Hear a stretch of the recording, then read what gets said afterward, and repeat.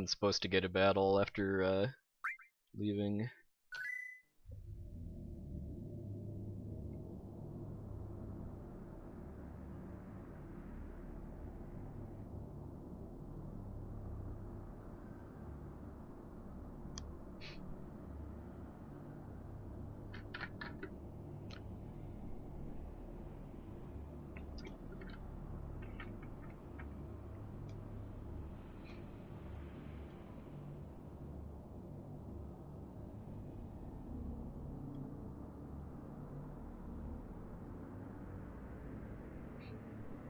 Oh, so if that works using the equip anything glitch, you think you can use Baba Breath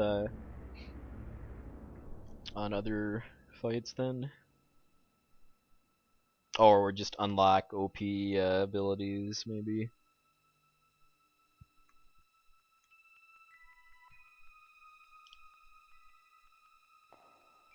That would be pretty cool if it works.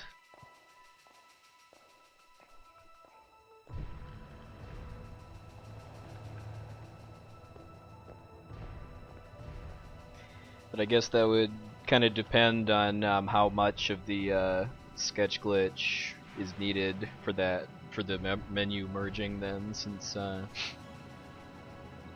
mean the sketch glitch definitely does not work in Japanese, but there's another glitch that lets you equip anything in any slot.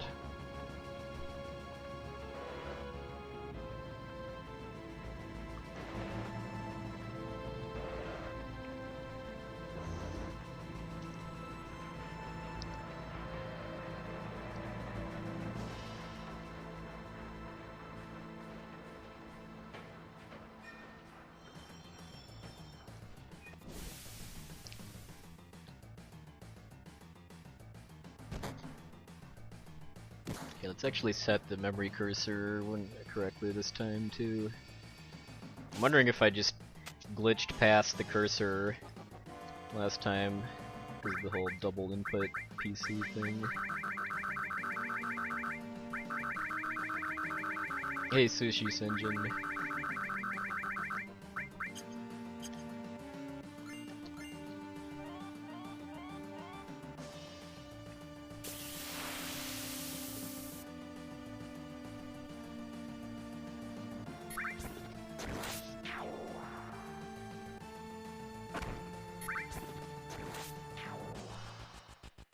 Pretty good luck there. Killed one of them before they attacked. Turn confirmed.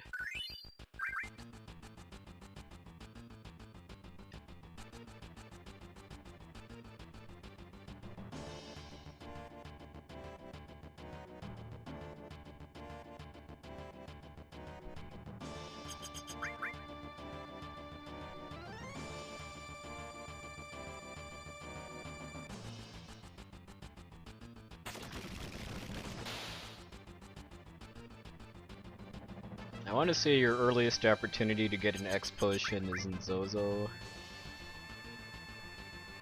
Could be wrong though.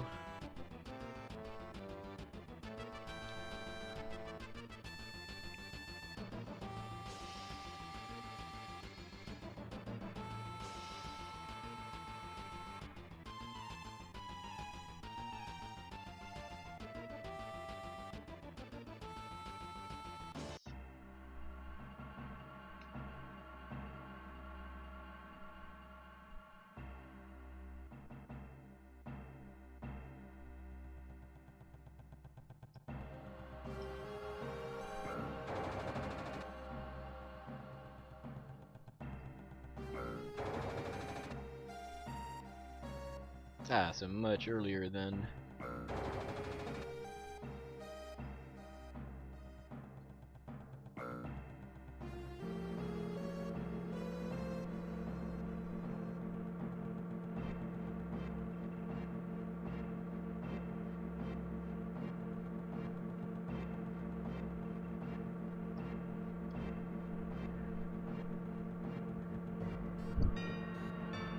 Hey, Dullahan Dark, good evening.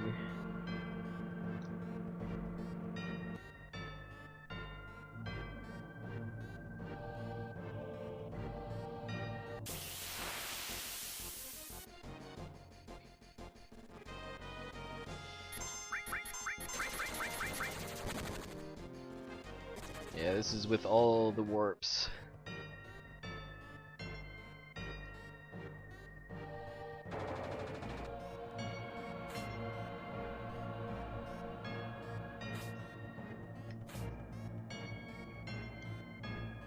I haven't given up on the full game run. I just want to get a few runs done of this category so I can offer it for AGDQ.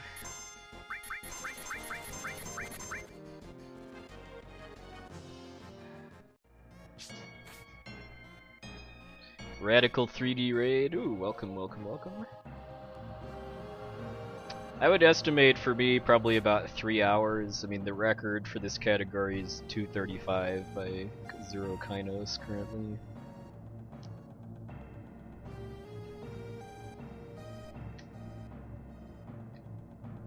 Although it's not, Potato Handle might be taking his 1 frame per second to victory though at some point from what I'm hearing. Welcome, welcome, welcome, Raiders. Glad to have you here.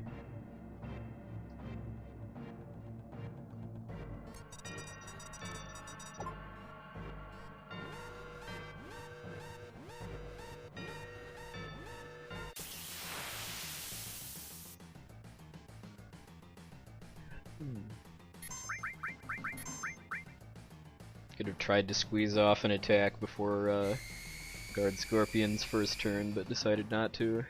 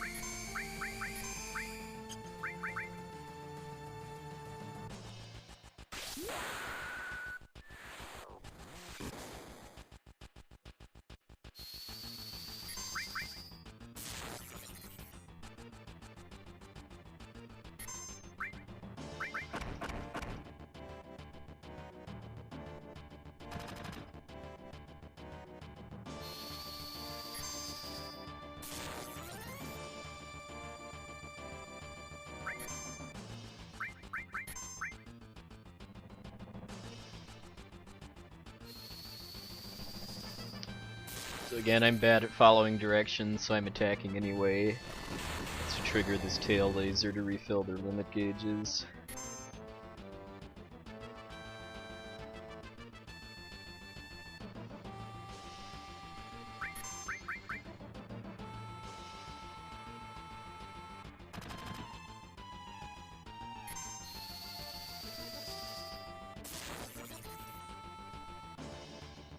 Next bolt should kill it.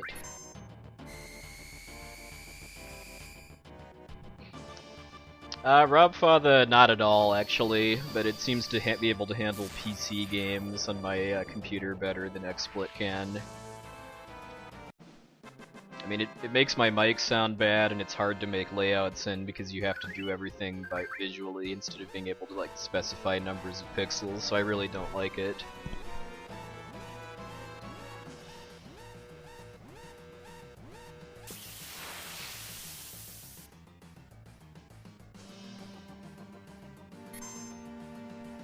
I reset because I messed up the step counter early enough that it wasn't really worth continuing.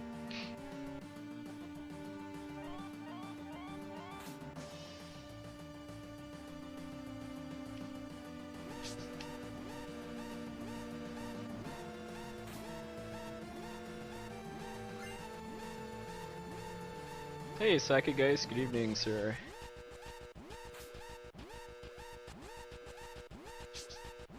Alright, so I need to do a 5-step walking pattern at the top here. 1, 2...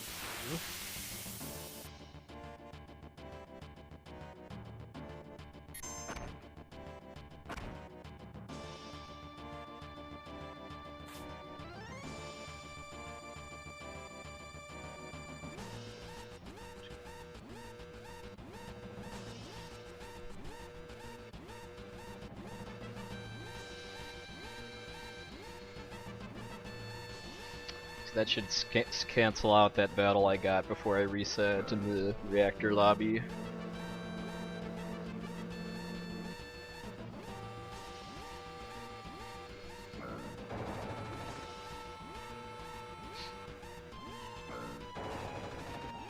I should probably add something to my FAQ to explain the warps, but it's basically a storage glitch that lets you store the location data from other save files that you have on your PC, and then use those to warp to that location.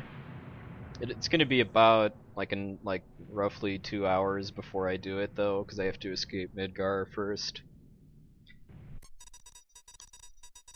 And get through the Kalm flashback and the Mythril Mines, but then the game gets really glitchy.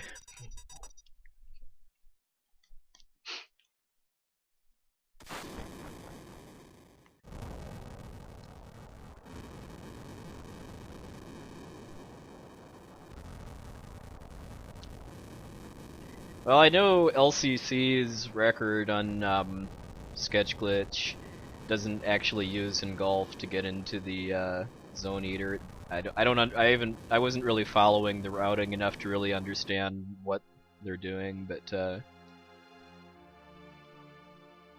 whatever he didn't involve Engulf.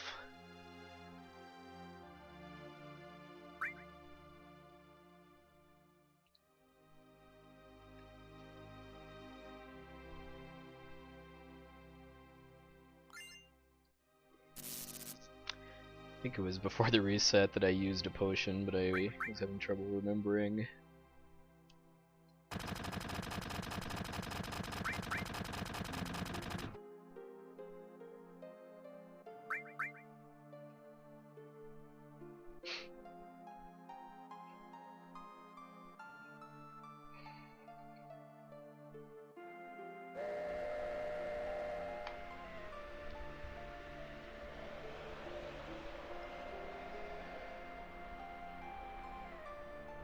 Hey, Kev.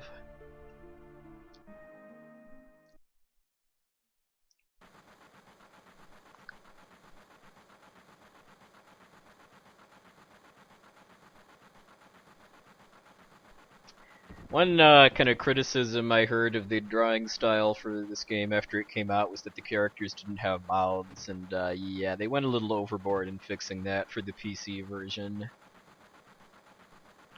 Characters' mouths look so silly in this, because they all have aww faces.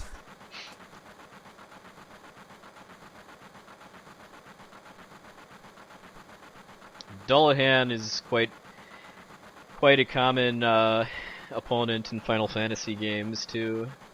I don't remember if there's Dullahan in this one, but there definitely is in FF6 and FF Mystic Quest.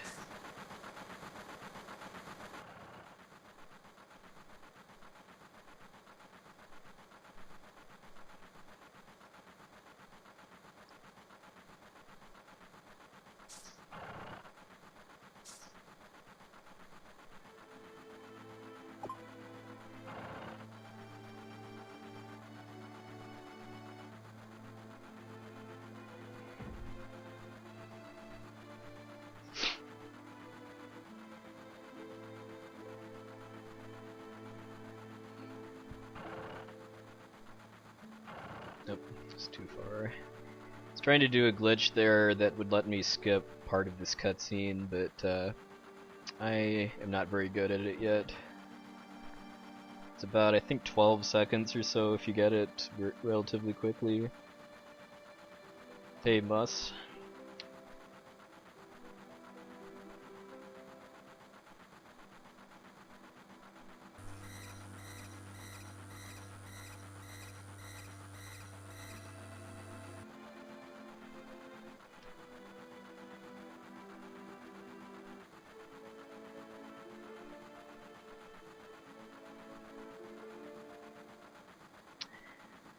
One nice thing about the name Poexel is that it's pretty uncommon for me to find it already taken places online. The only two places I've ever had to use a different internet name are YouTube and PlayStation Network.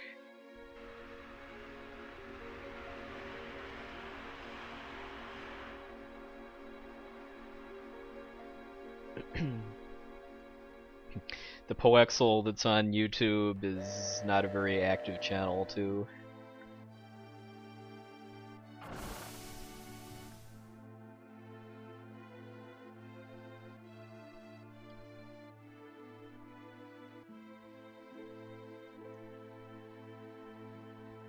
Poexel 608, which is my channel, is, though. I like to put lots of stuff from my streams on it. Alright, good night, Neoslash. Thanks for stopping by.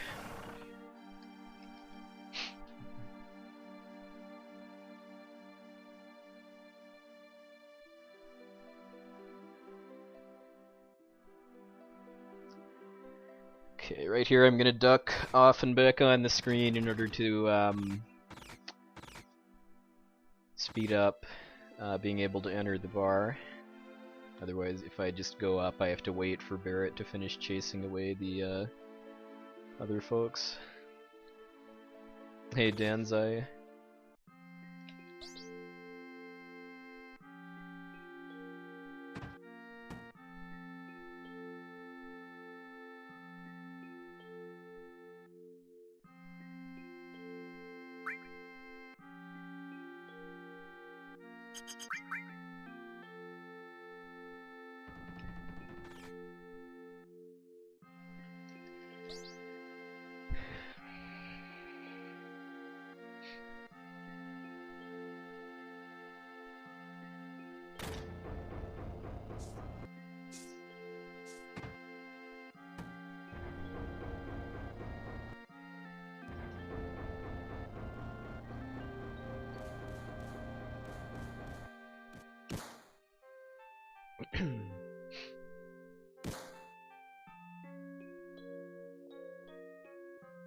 Who's Tifa? In this world, she's T to save the frames. Yeah, if anyone hasn't seen this before, I shorten the characters' names in order to save time when their names are drawn out in text boxes.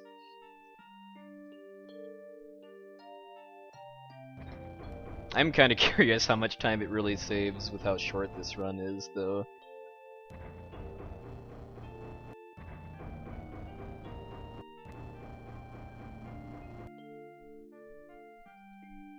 Probably still more than 0.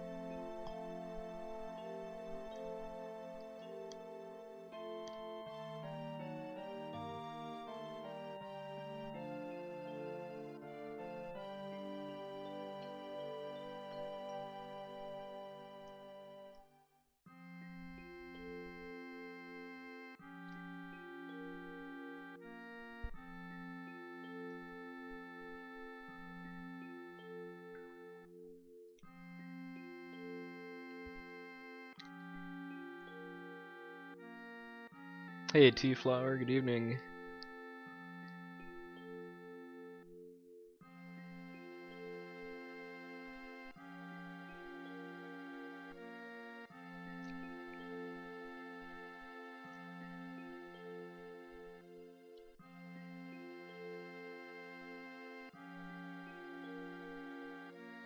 So ZFG names his saves J, I think. That's either J or she. I can't really tell in that font. The Japanese character.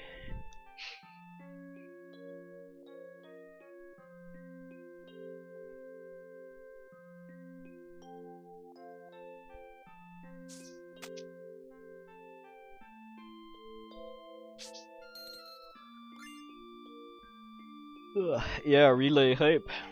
Less than a month to go.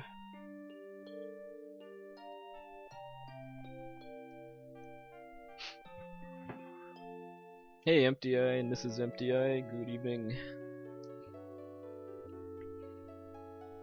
Yeah, the runners for all 3 games in the relay, FF4, 5, and 6, are only about 10 minutes apart from each other in PBs, so I'm very hopeful to have some pretty tight races.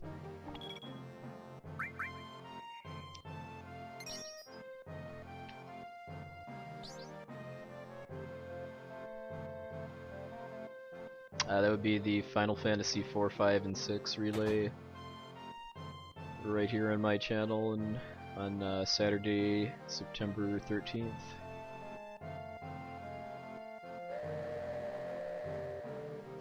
Thank you, Conradson.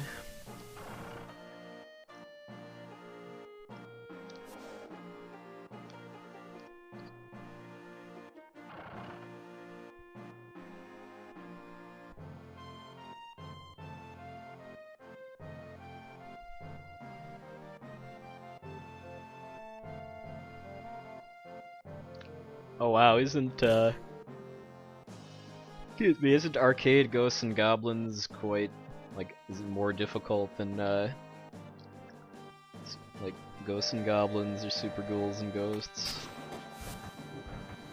Hey, Ty's Stora.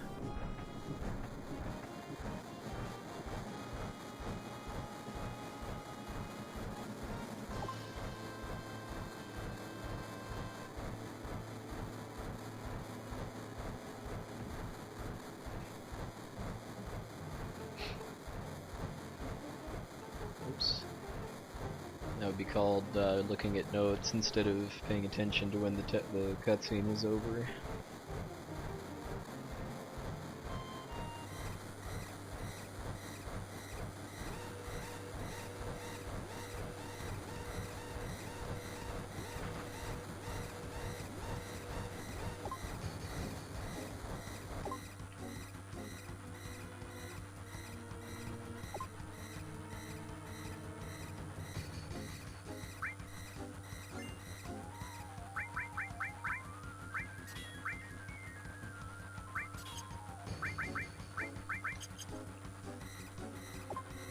I do that. I have to. I'm failing this on purpose because running through the train tunnels afterwards is faster than going through the rest of the cars because of the cutscenes and stuff.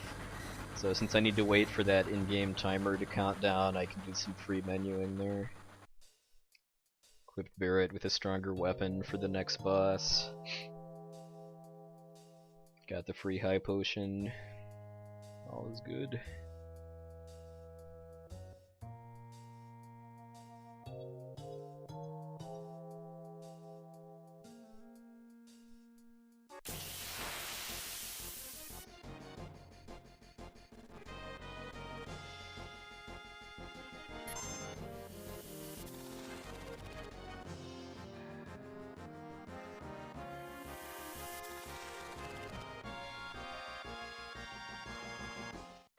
Yeah, I'm glad that that back attack has been replaced by a preemptive in the PlayStation version route.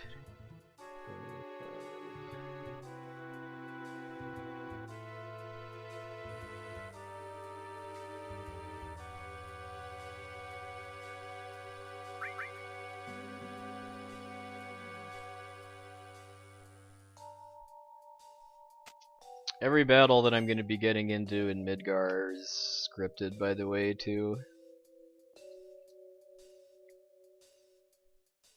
Because if you move in the same patterns in dungeon type areas in this game, you get the same battles every time.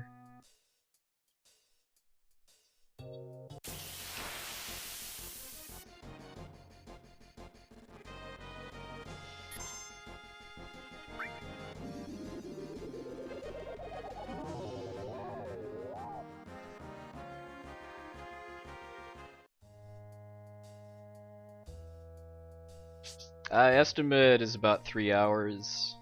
Record is 2:35.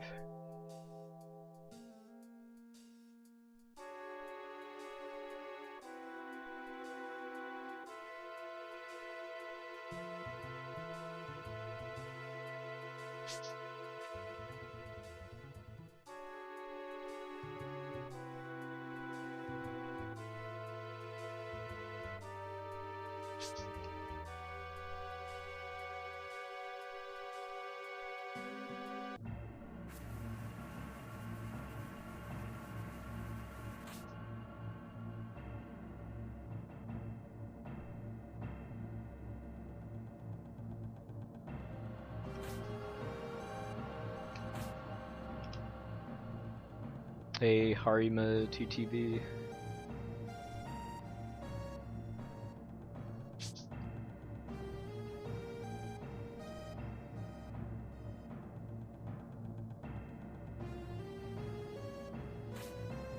I don't have my cam on just because I couldn't find.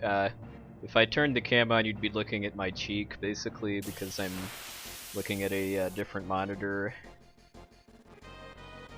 Or well, I'm looking at the main monitor on my computer. I couldn't find a way to get the game to come back on my monitor that's closer to the camera between resets.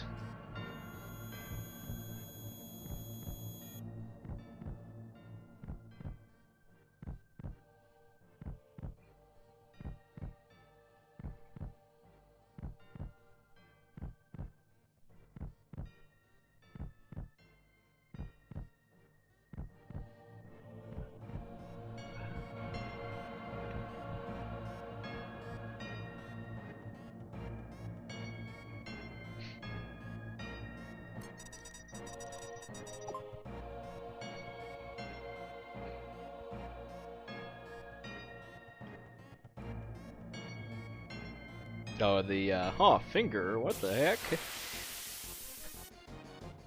The tutorial for the location cursor is too good.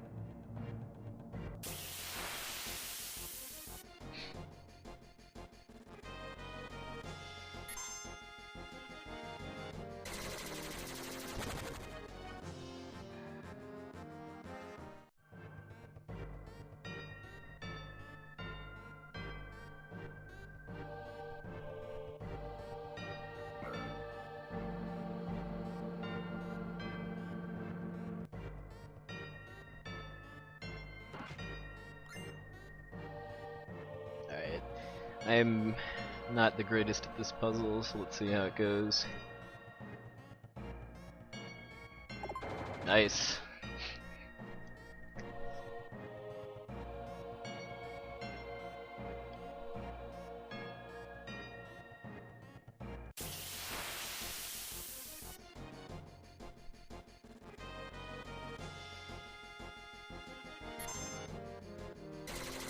Yeah, for casual play, I would definitely recommend playing with the finger cursor, at least for your first playthrough. Because some of the ladders and doors and stuff aren't really too obvious if you're not familiar with the game. Yes, this is a PC version with some warp glitches that only work in this version. Maybe I need to see that. Maybe I need to be self-deprecating every time I do that puzzle to increase my success rate.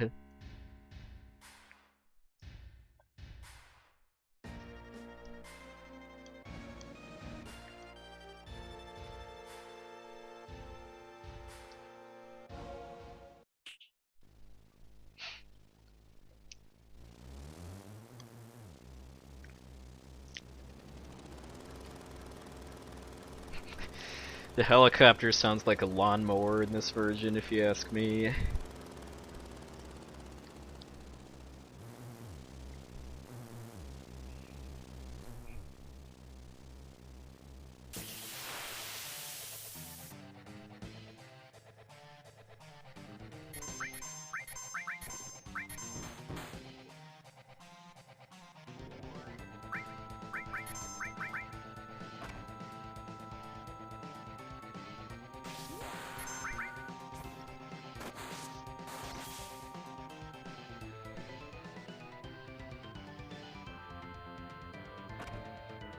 Ow.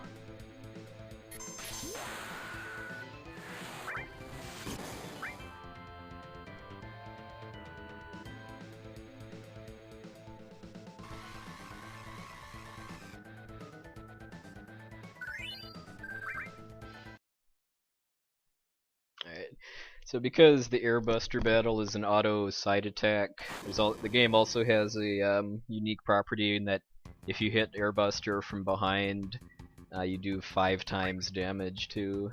So as long as you have limit breaks on both Cloud and Barret, that's a kind of a joke battle. I could have just held circle to win too, but I wanted to have Tifa go first so that the counterattack would hit her and give her some limit gauge.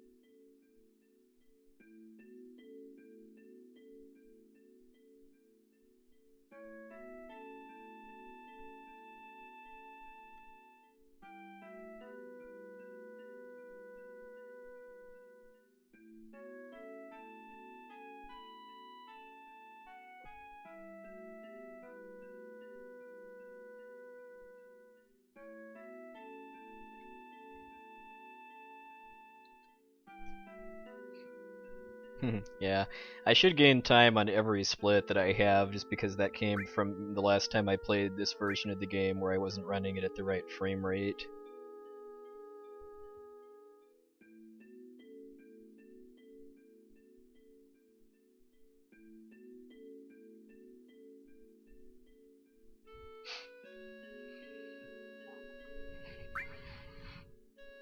I forgot to do my usual thing of telling Aerith that she's the slum drunk too. Because the funny thing is that there's absolutely nothing that you can say to her in this cutscene that affects the gold saucer date.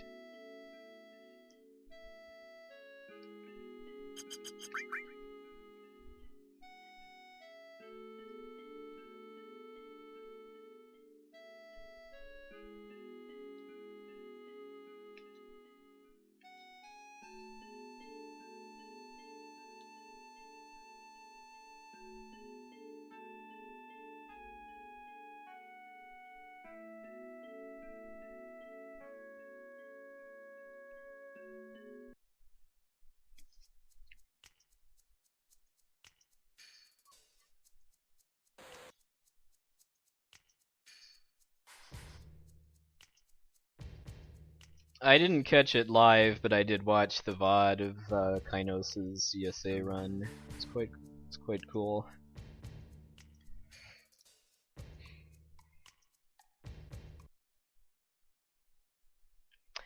Pretty much all of the runs from ESA that I wanted to watch were either when I was at work or asleep, sadly.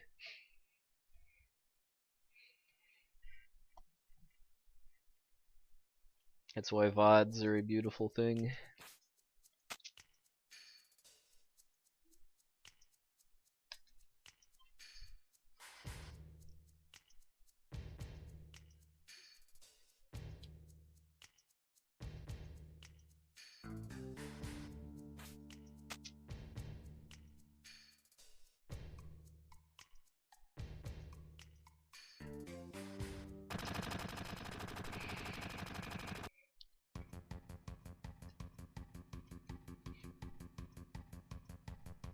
Hey, Alistair.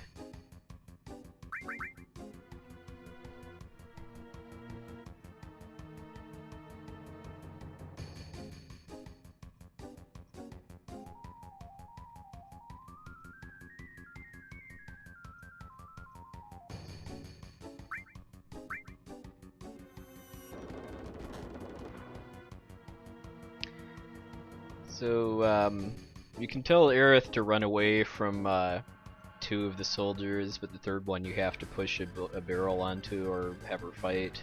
And the barrel is much faster. You can kind of pick which one, and each one has a corresponding barrel. The 2nd one with the middle barrel is the fastest to knock over.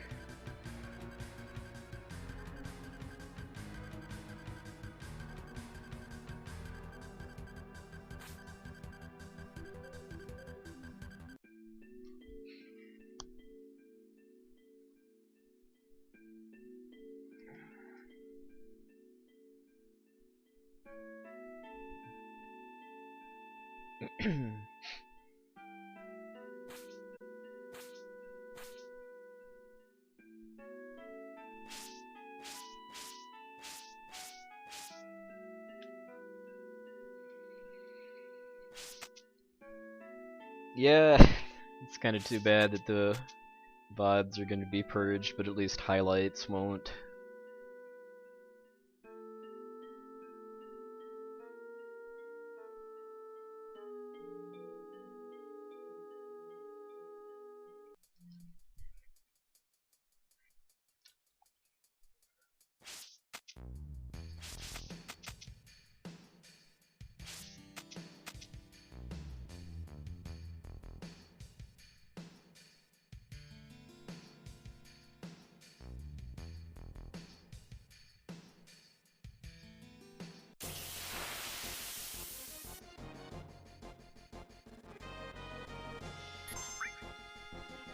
That battle's a little scary just because those guys can steal items from you, and if they steal like one of my ethers, that's really, really bad, just because I need to sell a lot of stuff that I have right now to afford some items in the near future. If I get one stolen, then I have to try to kill the thief before it runs away, or lose a bunch of time later on because of not having enough grenades, basically. Hey, Big Hopper. Hey, Mysora.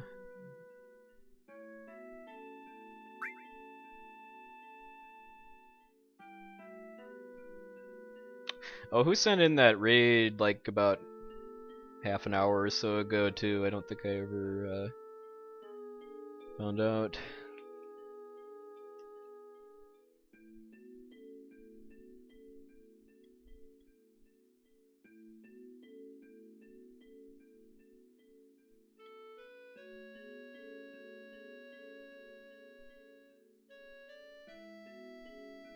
Hey, Ella Hex, good evening.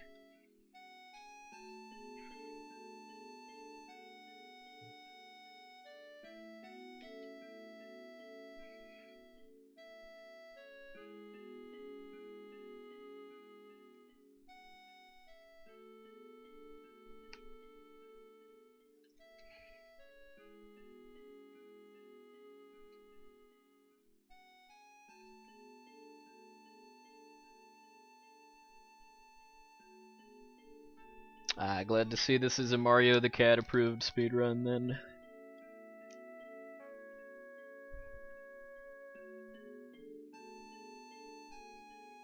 Little minor trick here of grabbing those items during the cutscene of Cloud walking out the door. I can't run there too, or else I'll wake Aerith up.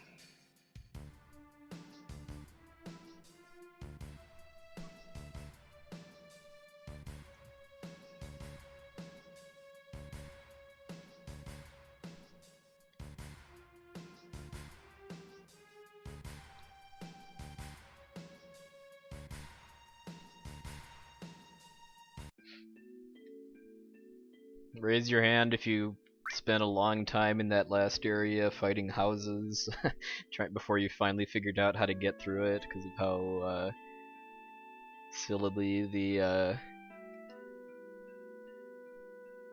perspective is.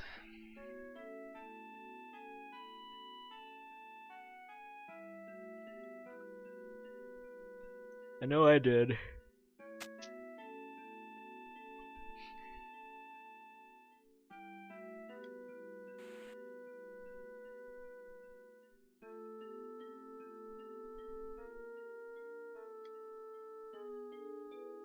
I mean, even turning on the hand cursor doesn't help you too, because the pipe isn't technically a ladder. It's just part of the map that you can walk on. So there's no click cue with the hand cursor to tell you to go there.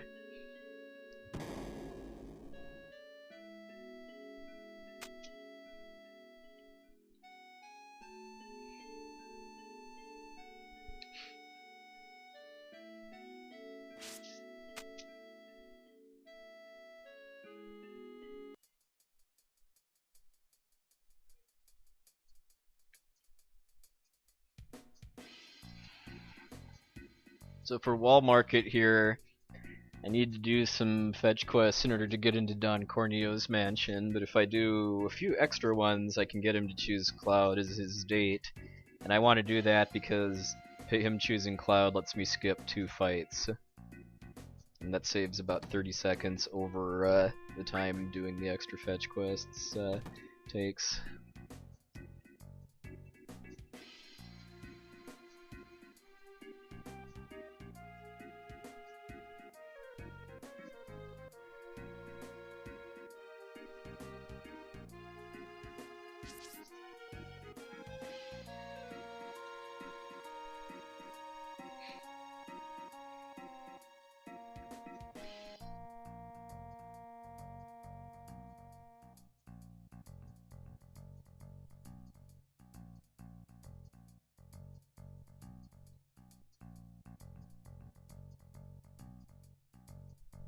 Sacrifices have to be made in the name of saving time.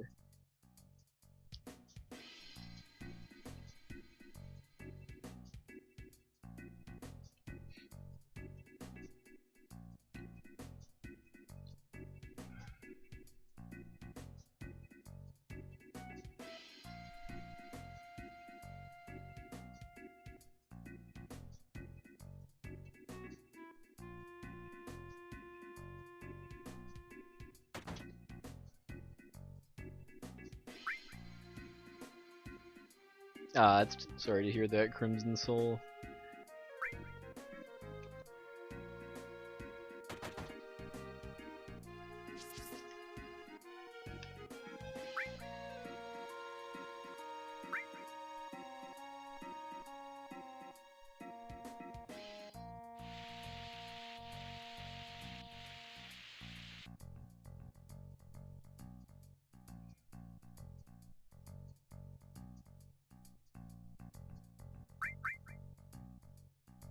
That's interesting. It says no comment instead of just dots, which is what it's... Because there's little... They didn't really change a whole lot with the translation for this PC version, but there's subtle differences here and there. And if you're as familiar with the PlayStation version as I am, you'll notice most of those.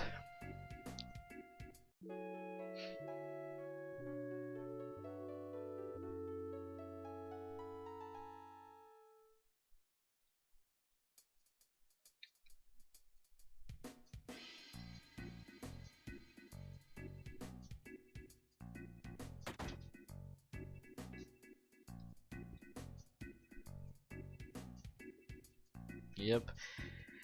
I was, I believe, a junior in high school when this game first came out, and I remember I remember borrowing a friend's PS1 in order to play it. Let's see, yeah, borrow.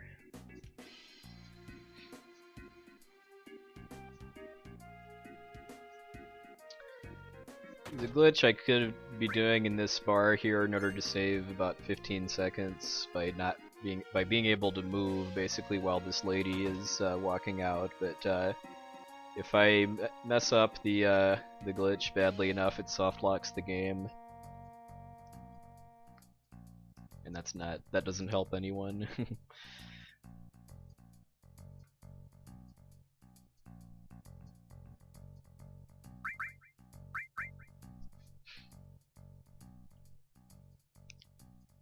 Oops.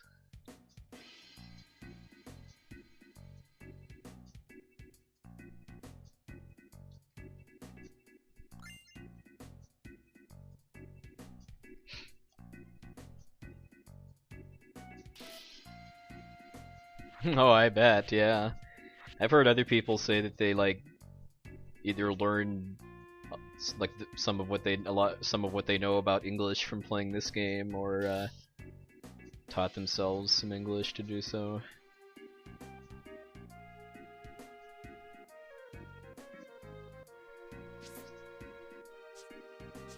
Shoutouts to anybody fluent in multiple languages too.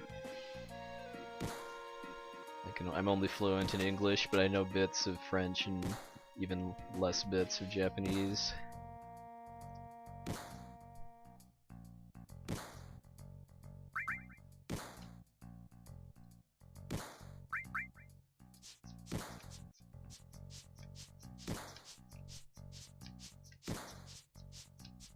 So because the PC version of the game runs at a higher frame rate than the PlayStation version, it's possible to get more squats. Like a perfect squats in PlayStation is 21. I think perfect is 25 in this.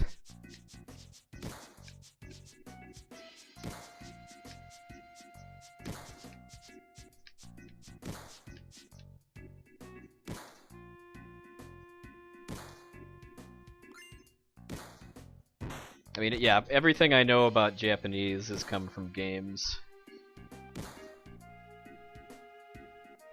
Either playing games in Japanese, like translating speedruns that are in Japanese, or like reading like tweets or blog entries by Japanese speedrunners. You'll see the warps in about like an hour and a half or so, probably less than that actually. Hey Magic Freak, it's after the Mythril Mines is when I can start warping.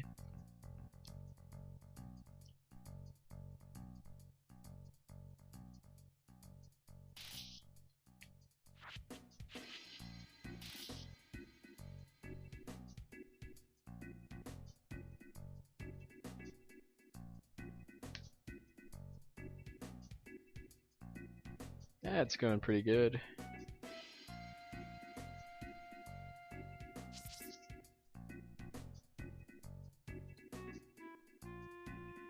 Oh, we're skipping a lot more than Nibelheim. We're skipping pretty much the whole rest of the game after the Mythril Mines, with a few exceptions.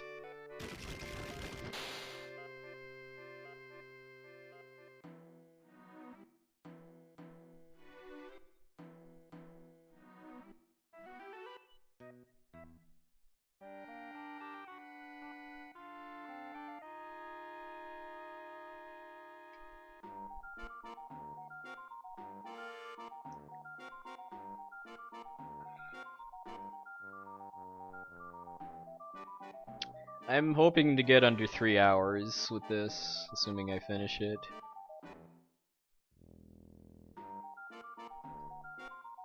The record is 2:35 currently. I'm not gonna get close to that, just if for no other reason than that my game runs at a slower frame rate than Kynos's. So I lose 2 frames per second. Hey, Narcotis. Well, yeah, if Chrono Trigger wins for the bonus game, it'll be an up to 4-way race the weekend after.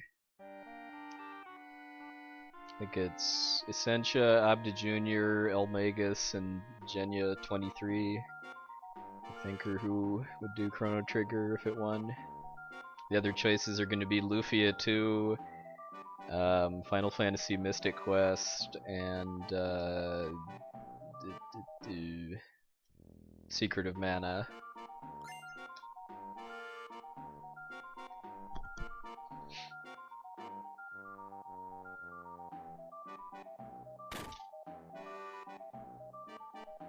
Well, I mean, I can see how this would be kind of a controversial run to people, just because it does involve using other save files. All I get out of them is the location data, though. I don't get items or levels or weapons or anything like that from my other save files. It will be an any % new game run, because any % new game plus is like 7 minutes.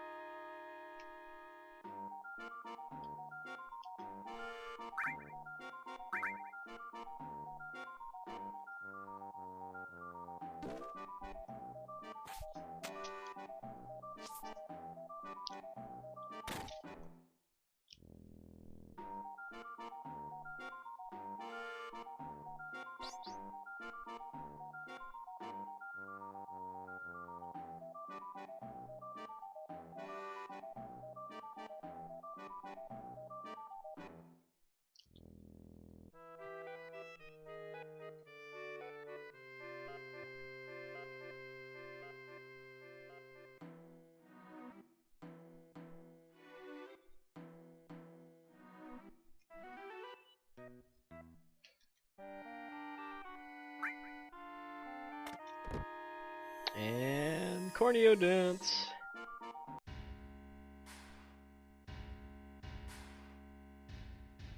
Well, nothing that's accepted so far on the AGDQ site is guaranteed. I mean, this is just round one. There's going to be there's probably going to be over like 2 or 3 times as many hours worth of games accepted as there actually is room on the schedule for. So there's going to need to be another round of cuts afterwards.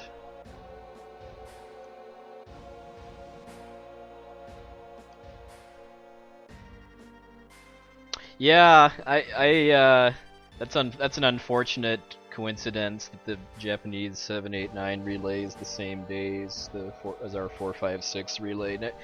Next time I schedule a relay, I will try to coordinate that better with the Japanese community so that we don't run into each other like that.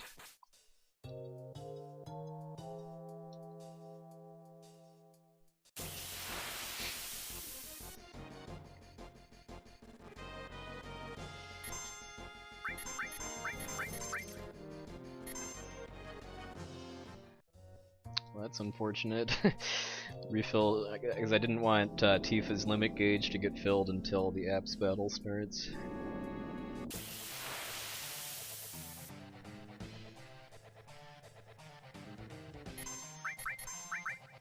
So casting Bolt on apps will manipulate its AI so that it all it does is either Sewer Tsunami or nothing. It's really any spell will do that.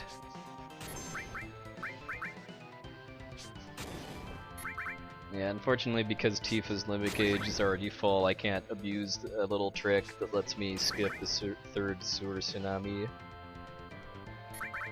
Yeah, I don't really think there's going to be a whole lot of English-speaking viewers that we would lose because of them watching the Japanese relay instead. I did go to a fair amount of work to set up a Japanese restream and FAQ though, which is definitely going to be hurt by the 789 relay though, which is unfortunate, but we shall see. So yeah, you should be dead by now normally, but got trolled by that Sahagin.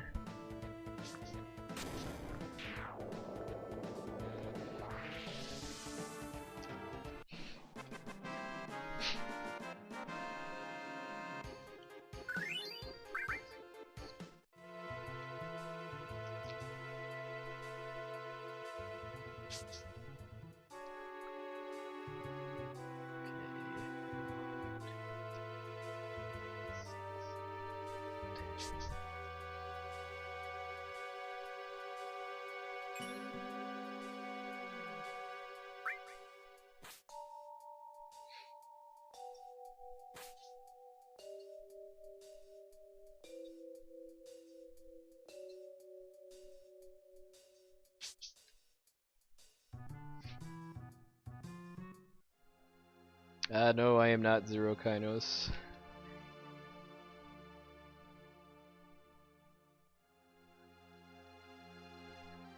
You should follow his channel though, because he is a beast at this game.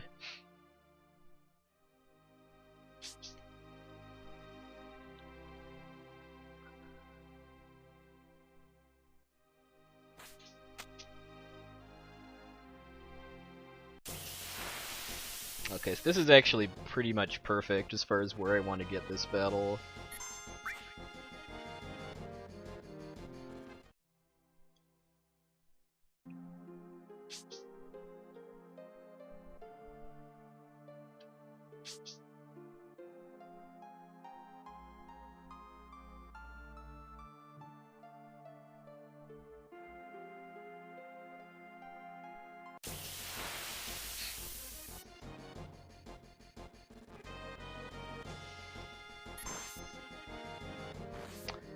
Apparently it was not though, because I was actually supposed to skip that one.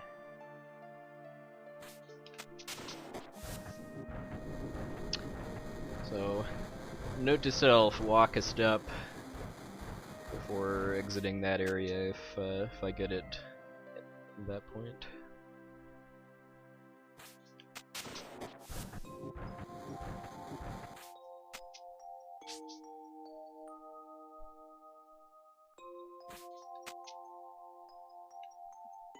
So I forced the next one on top of the train here.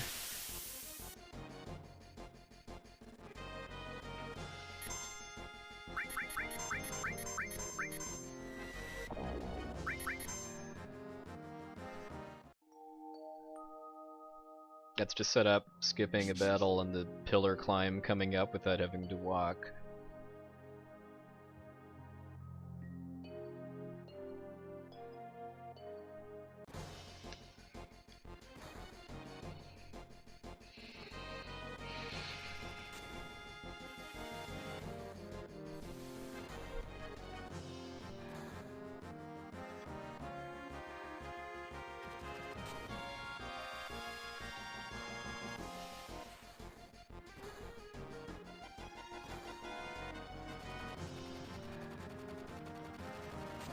That chariot-like monster is actually really cool because in normal play you can use the steel materia you just picked up in the sewers to steal a weapon upgrade for Aerith.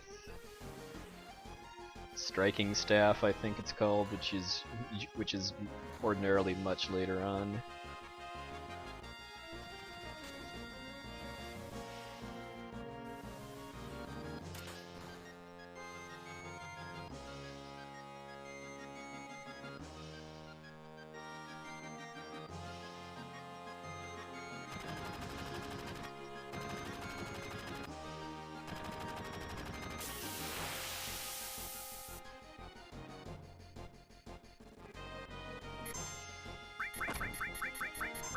Deja Vu always gives me nostalgia, since I'm pretty sure it was one of the games in the first issue of Nintendo Power I got, along with Mega Man 3, which was on the cover.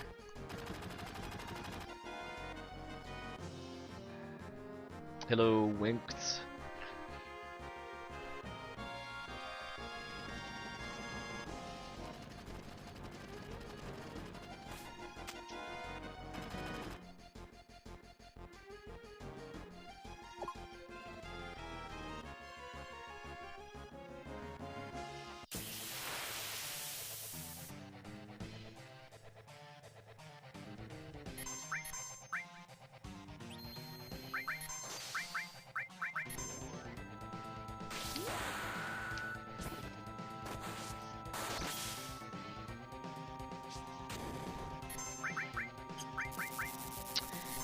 Remember that the grenades are slot 2 in this route instead of 1.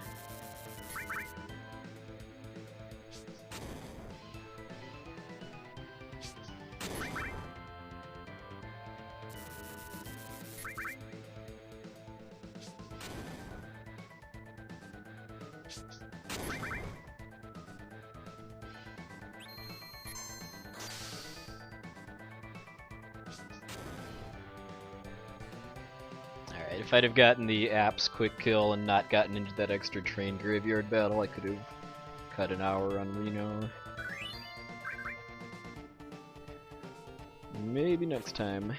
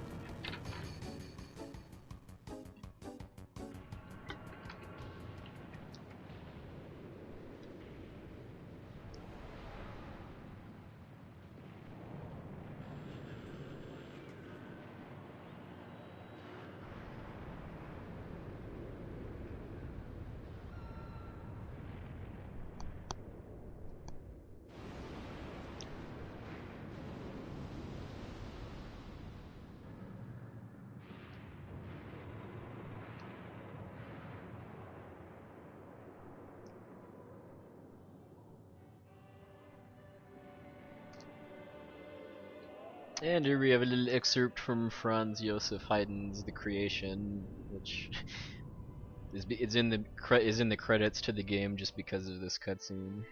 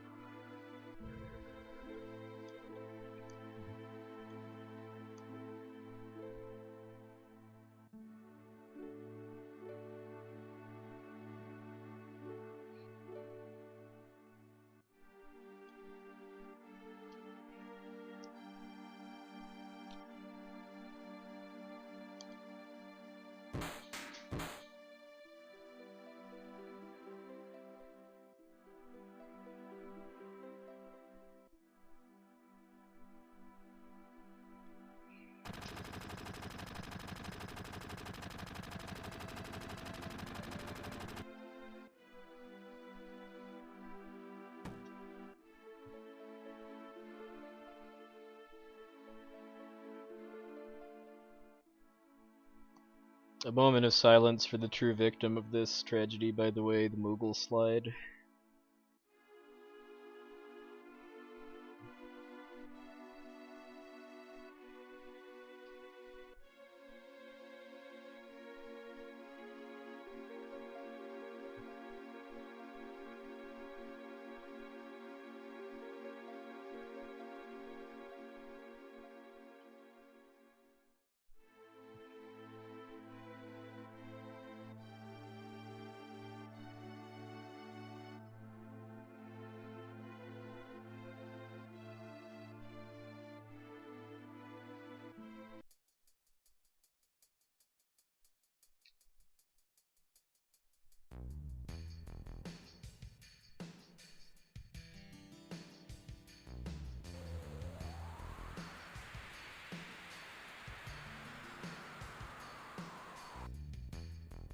But more importantly, Rip Moogle slide.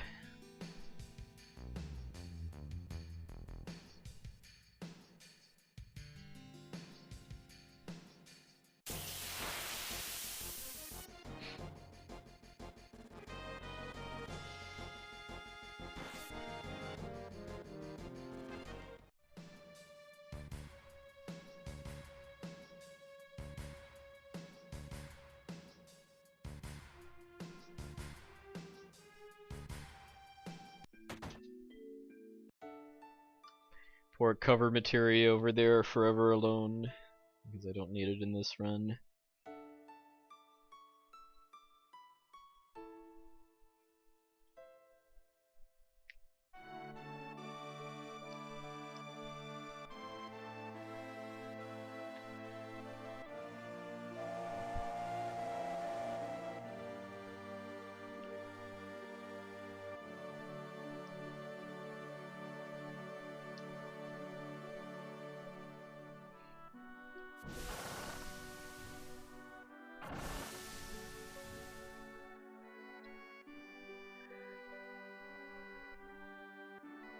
Oh, by the way, the train graveyard that I went through before fighting Reno, that's where suplexed trains go.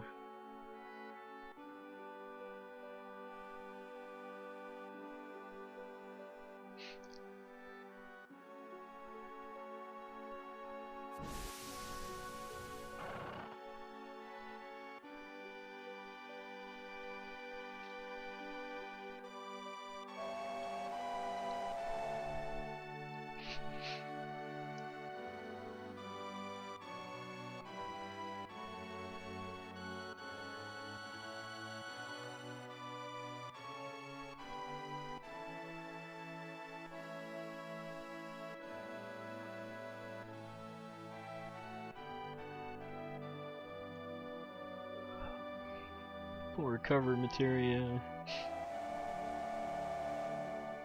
Maybe the materia shopkeeper from Wall Market will find it someday and give it a home. Thank you, Gum Gum.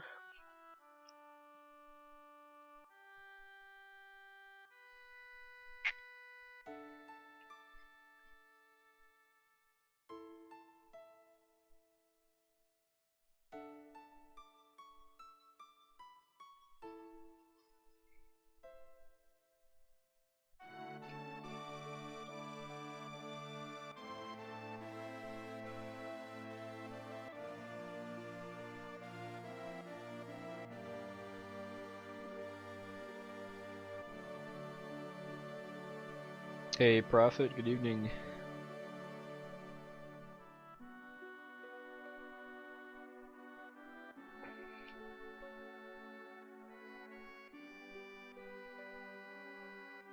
Oh, shoutouts to Square for patching the game last year to fix the music, by the way, too. When this game was first released on PC, it had pretty unpleasant sounding MIDI music, but it got patched to give it the CD quality music from PlayStation. So with that out of the way, I would definitely recommend the PC version for anyone that just wants to play the game.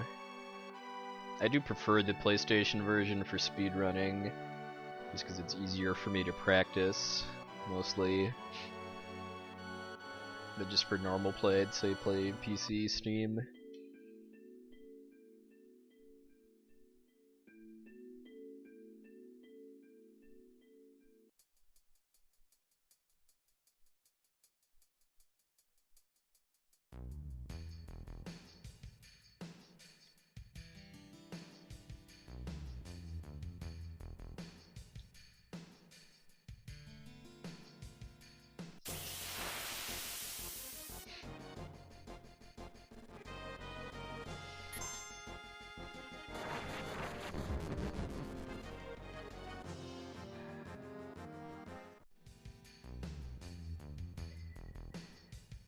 Well, I was a little behind on my step counter, so it wasn't an issue, but it's actually very important to get that last battle before leaving the wrecked road area there. Because if I don't and I get it on the first floor of the Shinra building instead, then there's a glitch that makes me unable to run away.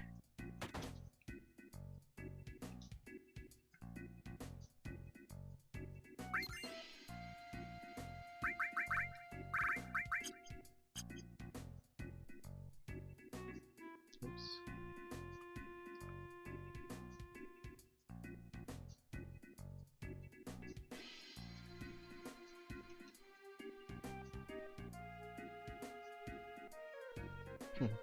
Well, I'd say import a MIDI file or get a MIDI file from like vgmusic.com or somewhere like that then to import into notation software.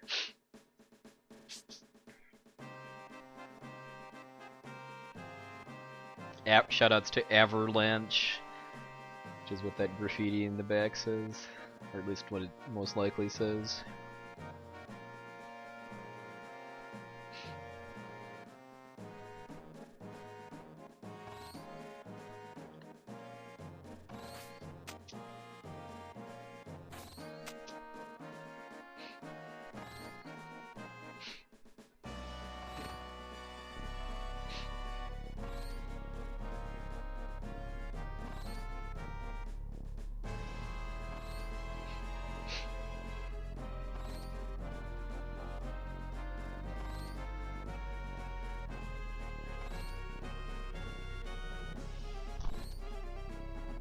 Yeah, at least I actually have sound this time, so I can actually hear the cue for the pipe jump.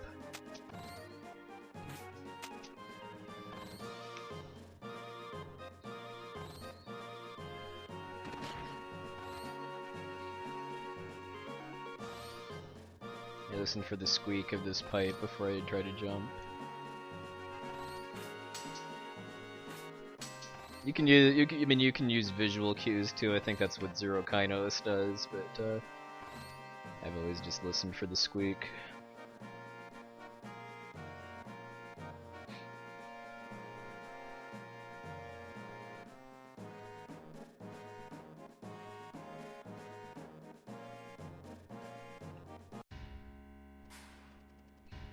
This is ideally a full game run, although it's with some warp glitches that only work in the PC version, so full run for this category is only going to be about 3 hours.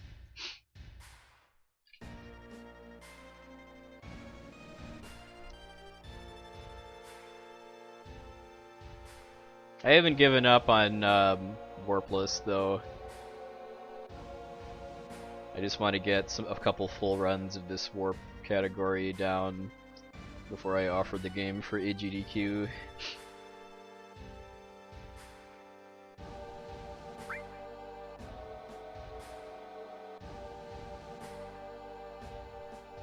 So you can either go in the front door or go up the stairs. As of now, the stairs is faster just because it's consistent. Because if you go in the front door, you have to go up an elevator, and there's a random number of battles. And some people are looking into manipulating the elevator, but as of now, it's just going blind. The odds of getting a faster elevator cycle than the stairs is only like 2% or so.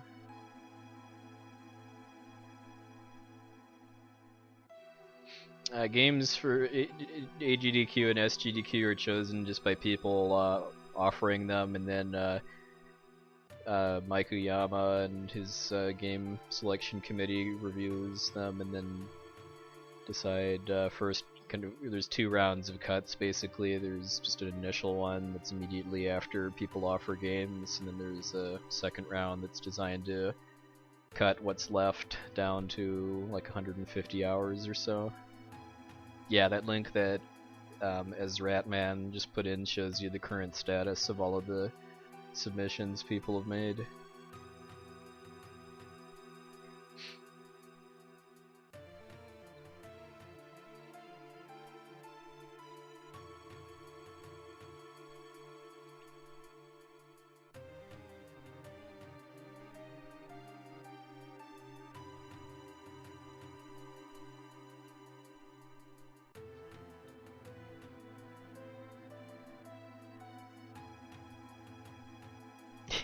Yeah, it's called the saltometer for a reason.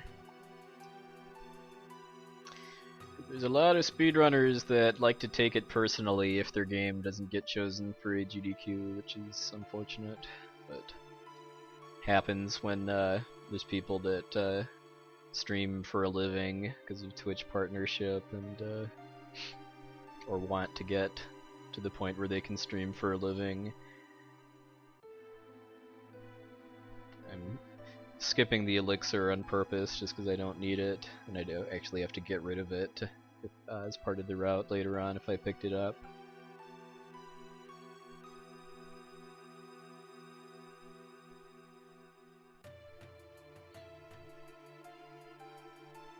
Yeah, it's I don't. Yeah, that does not sound fun in the least. Just because there's easily like like 3-4 times as many games that could make a good marathon game offer than there's room for.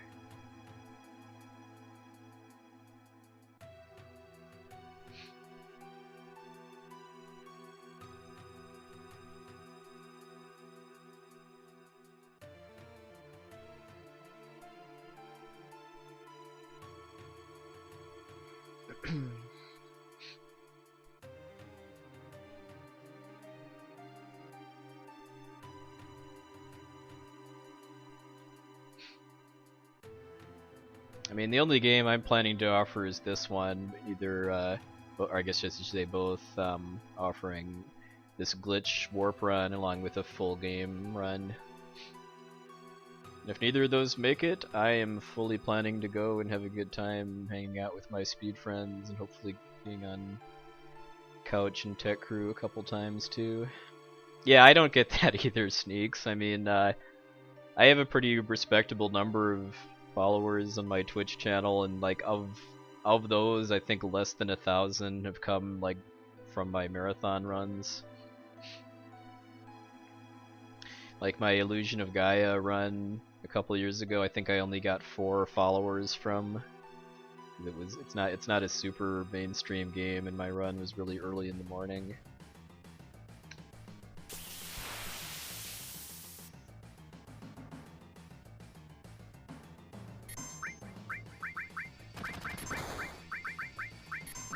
So this battle is the first time I'm using something called the wait trick.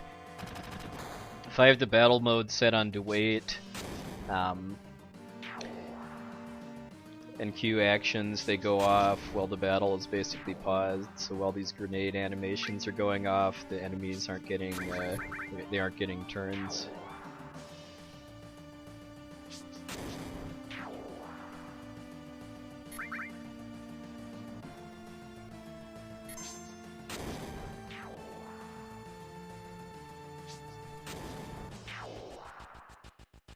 Yeah, anybody can go to AGDQ if they pre-register and pay the attendance fee along with housing, or I should say hotel costs if they're gonna stay on site.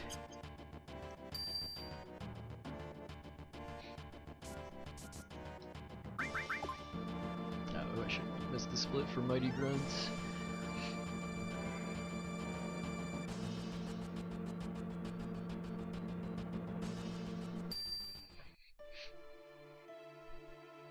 Alright, so the Metal Gear Cloud puzzle on this floor, as I call it, isn't really difficult, but the penalty for failure is pretty bad, because you get forced into a pincer attack with more Mighty Grunts. So I'm going to take a safer route for this.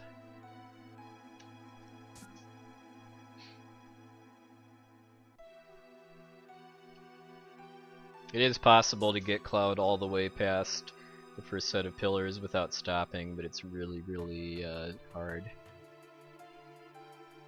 On English, at least. In the Japanese version, because the text is faster, it's a lot easier.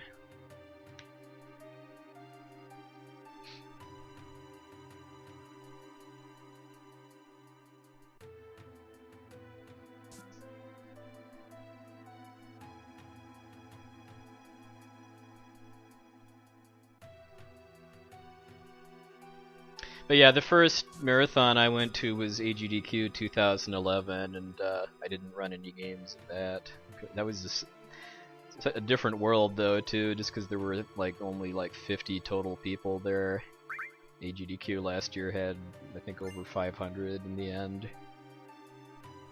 It's just insane how big it's grown. Okay, and in a full game run, I would be trying to get this password guess right on the first try, but I don't actually need any of the prizes I get here, so I'm just gonna guess. Oh, and I guessed right.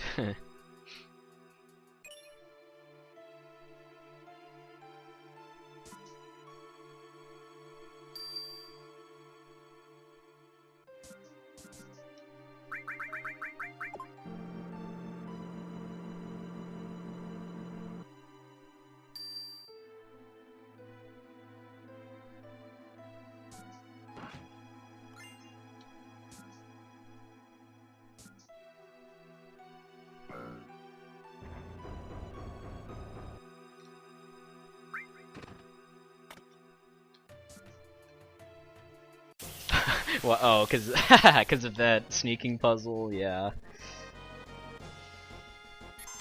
It takes practice. I mean, I put several hours worth of practice into that puzzle alone before I ran this game at AGDQ 2012, just because it's so bad to fail that.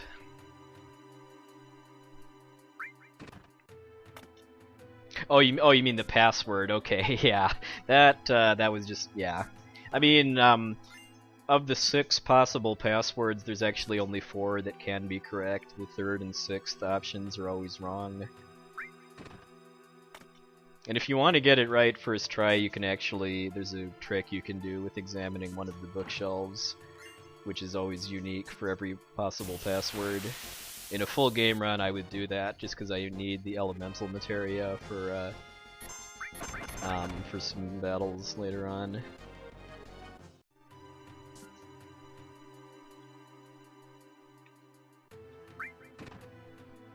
Oh, thank you, Mr. Zwanzig. Yeah, it's really cool to see how much early support the RPG Limit Break Marathon is already getting.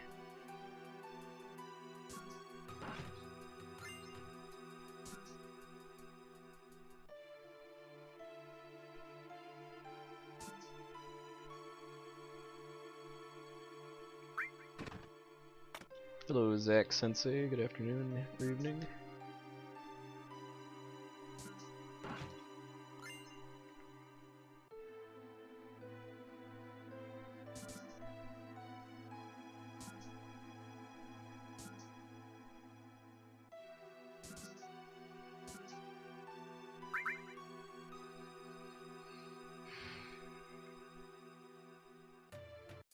Railcoon's been pretty busy with real life stuff the past couple months. I miss his Chrono Cross streams too. But real life happens. Rate hike, tra-la-la-la-la.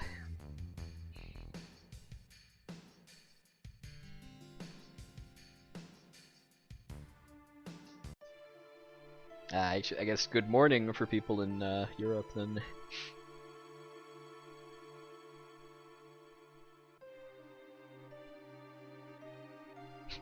Hojo's eyes look so creepy in this version too. That scowl. Hey, the fifth whisper.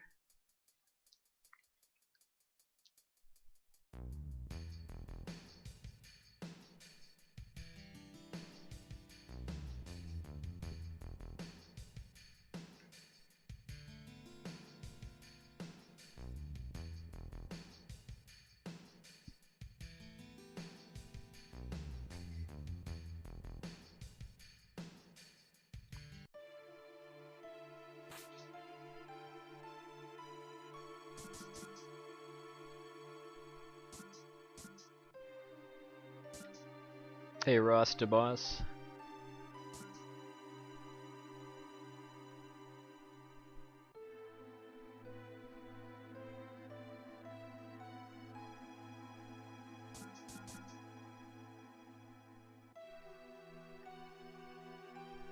Yeah, I mean, this is not really that different from a normal run. I mean, other than me having skipped a couple of items and materia. It isn't until after I get through the Mythril Mines that the game really starts to get glitchy.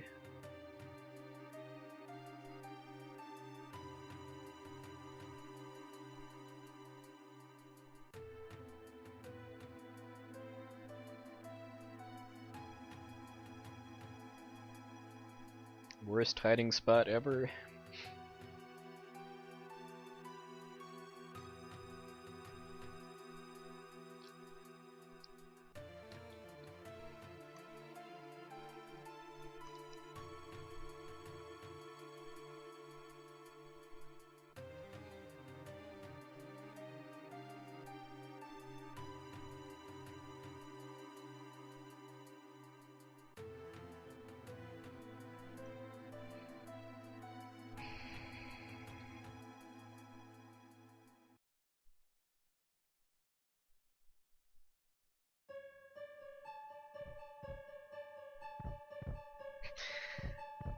That still looks like a fetus or seahorse head, if you ask me,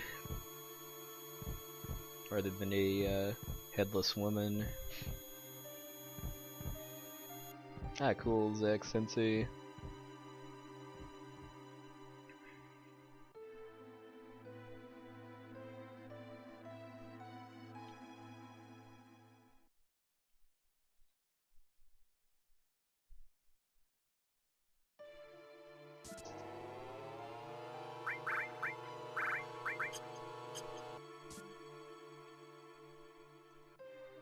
So I'm switching battle mode back to wait for this next boss here, HO512. Main reason for doing that is just that I won't take much poison damage. Because he tends to use a poison breath attack on me, and if I'm holding in sub-menus to pause the battle, then I don't take any poison damage.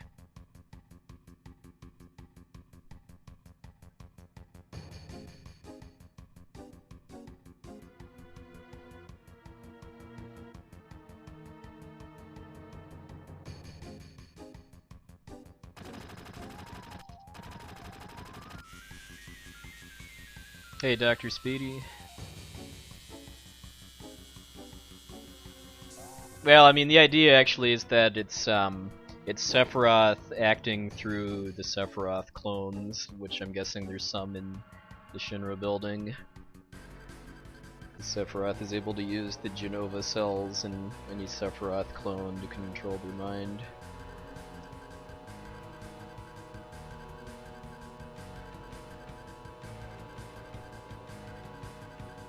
So ordinarily I would have Tifa fight HO512 just for a bit of extra experience, but in this route I have Barrett do it, just because I use him a little bit more than Tifa.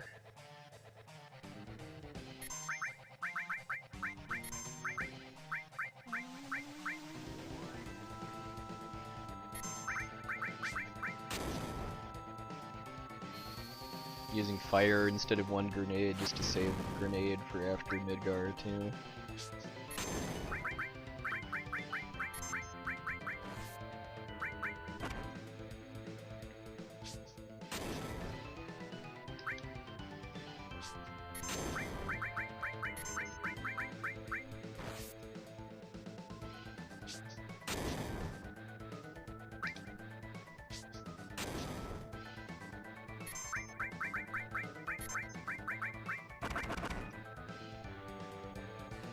I'm aiming to finish, although this is a glitched run, so it should only be about 3 hours. But I'm going to be using some warp glitches that are PC version exclusive.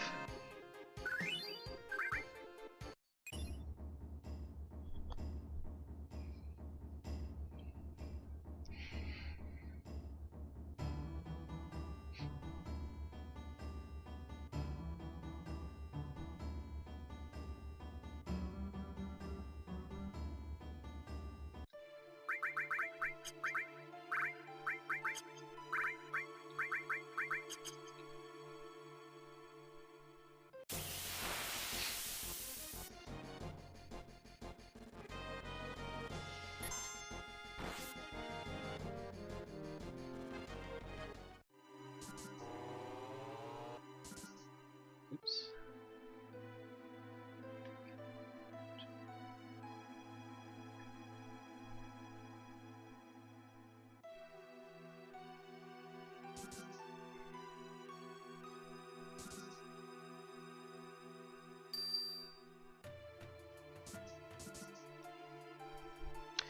If anyone's just tuning in, now that I switched from running to walking for a couple steps on that last floor in order to dodge a random battle.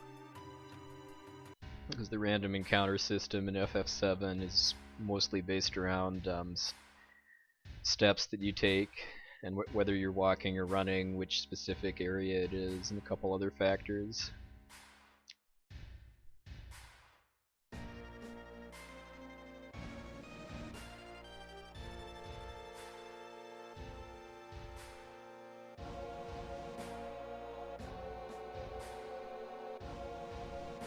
So in a full game run, doing step count manipulation would let me skip about like 25 some battles total over the course of the run.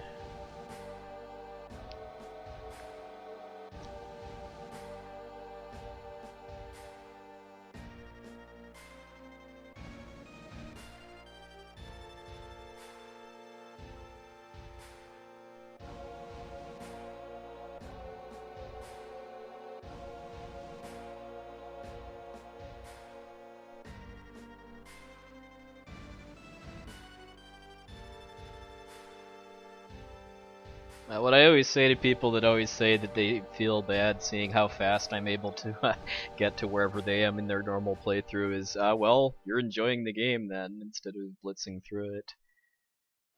I put many hours into this game after it first came out.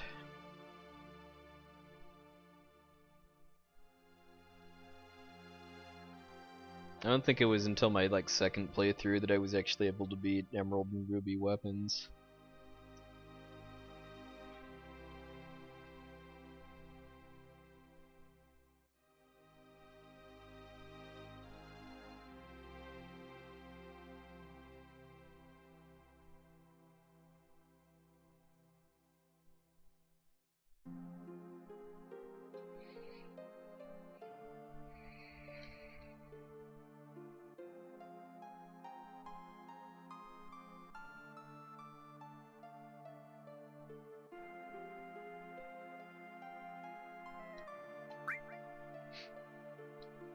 So I have to at least talk to Aerith in order to be able to trigger going to sleep.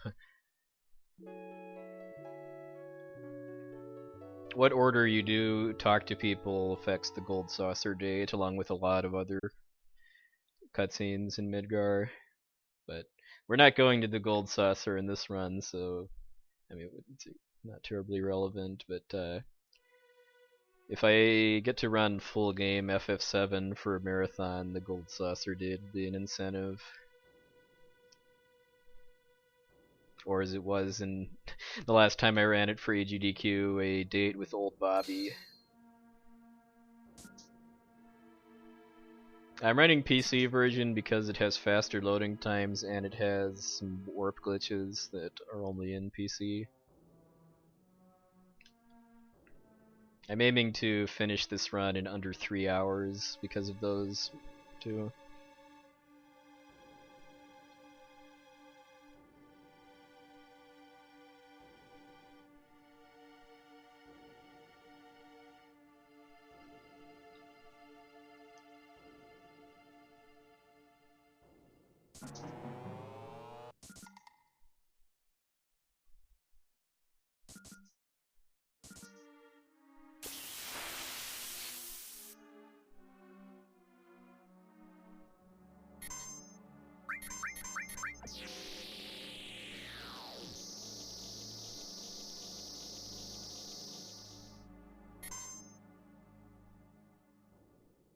Yes, the magic resistance glitch is fixed in PC.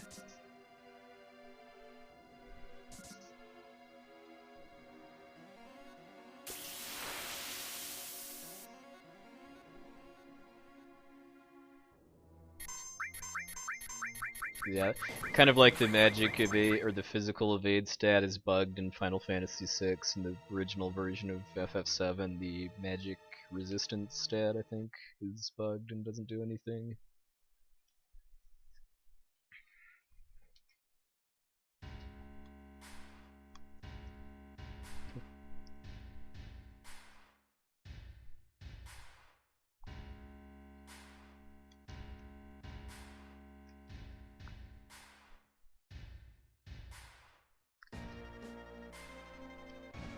As far as I know, that's the only bug that's actually fixed in this version.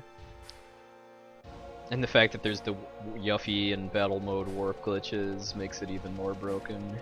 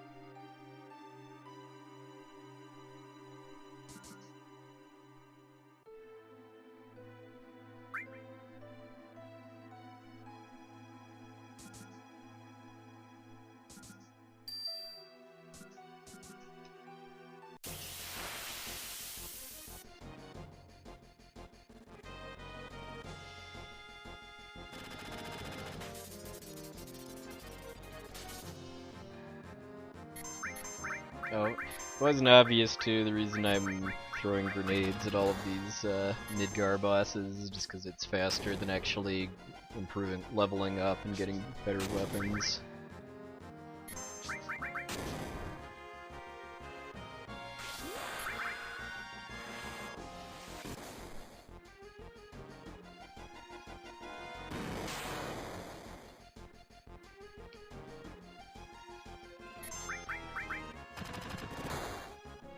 Well, I'm aiming to finish the game, although I'm not planning to play the whole game, if that makes sense.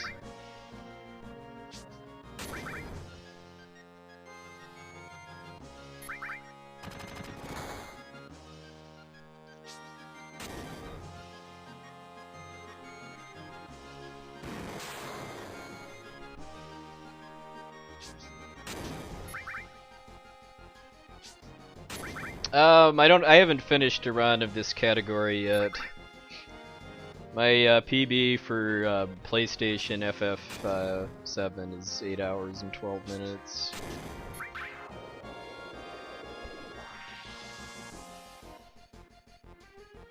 And that's very, very, very improvable too.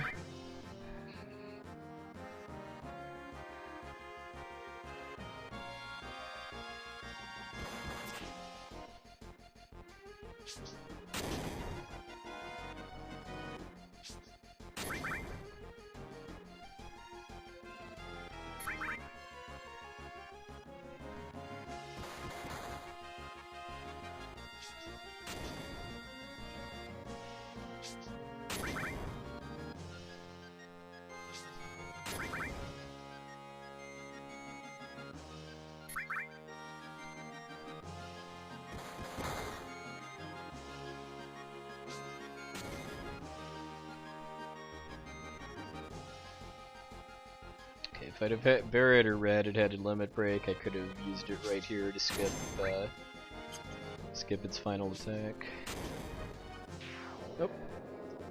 Pretty good fight though, because didn't put anybody to sleep, which is what I think C cannon attack can do.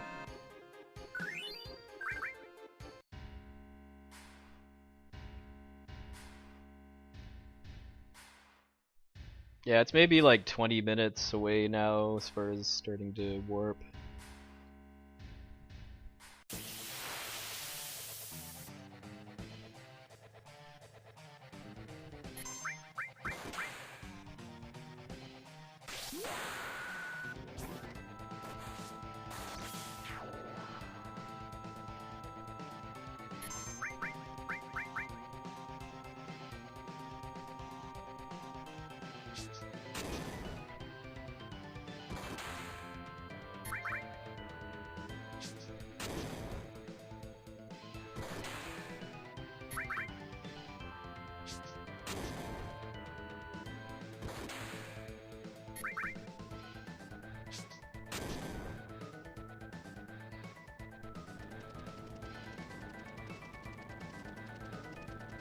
I took off Cloud's materia before fighting the elevator bosses, so that his strength would be a little higher for this fight. Just because I'm off my step count route a little bit, I'm gonna heal in case I get into a fight with just Cloud.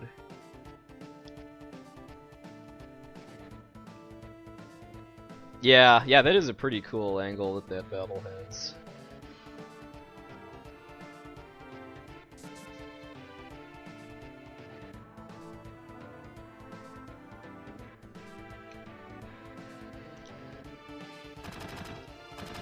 I guess I could have equipped lightning there too, because I need to do that anyway for before the motorcycle.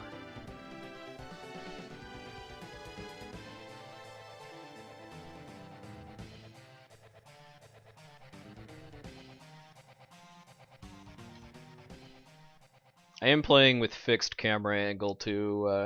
I think it cuts down on lag a little bit from battle animations, but it also just it prevents the camera moving from throwing me off as far as targeting enemies and stuff.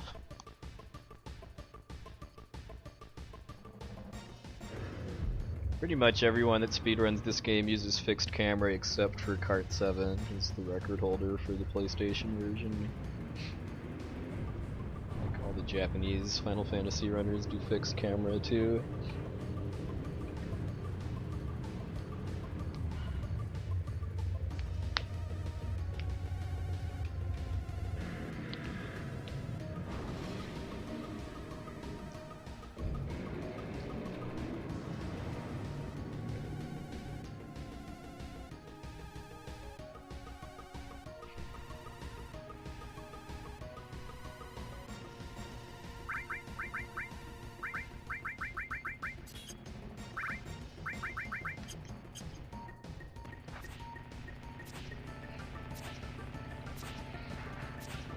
so the different kinds of bikes during the motorcycle chase have different AI. The red ones are pretty passive and generally just leave you alone. The other ones are not. So I'm trying to kill bikes until there's 3 red ones on screen.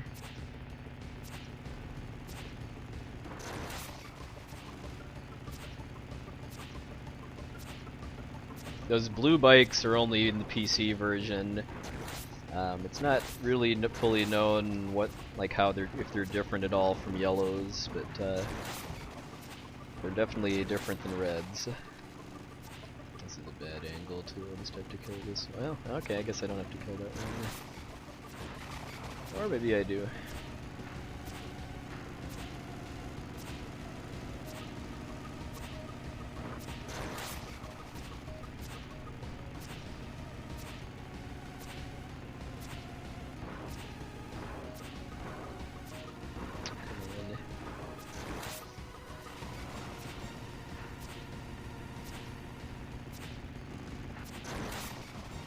Pretty bad luck so far, although I've killed a couple of red bikes because of knocking other bikes into them though.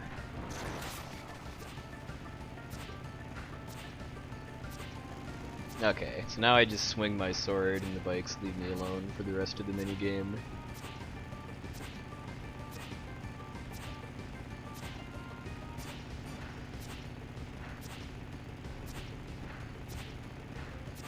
Rasta Boss, I'm actually not playing in the relay this time. I found the first relay in February that trying to host the stream while playing FF5 was kind of hard. Because I had to switch. One of the other racers finished right when I was in the middle of fighting the final boss, so I had to tell the FF6 runner to wait a minute until I could actually switch over. So I'd like to be able to put my full attention on hosting the stream. Run away!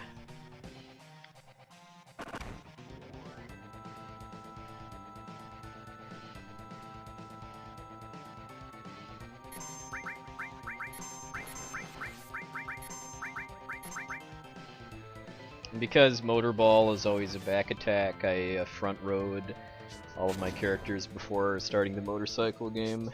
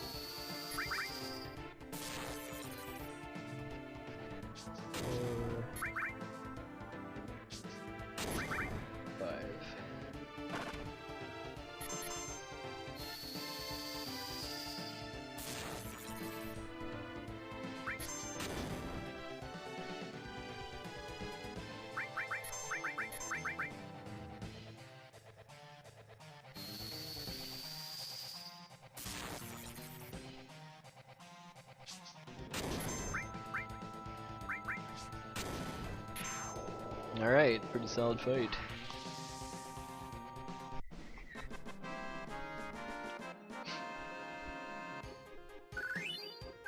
Motorball follows a pretty predictable turn order, so I can consistently kill it before it gets to rolling fire, which I think is either 6th or 7th turn. And that is a pretty high risk of killing me if it actually does it. Alright, so coming up here I'm going to try to skip about a 30-40 second cutscene of your characters talking about wanting to leave Midgar and stuff.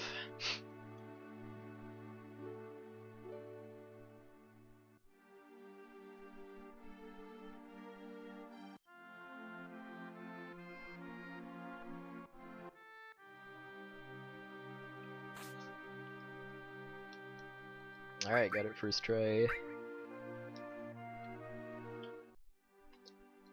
So what I did there was I talked to Barrett at the same step as bumping into the event barrier, where Barrett tells you that you can't leave yet. Hey, Tinglenator. So that's called the paralysis dodge glitch. So that lets me get through the event barrier, as I call it, and leave without actually having to sit through the cutscene and then select my party.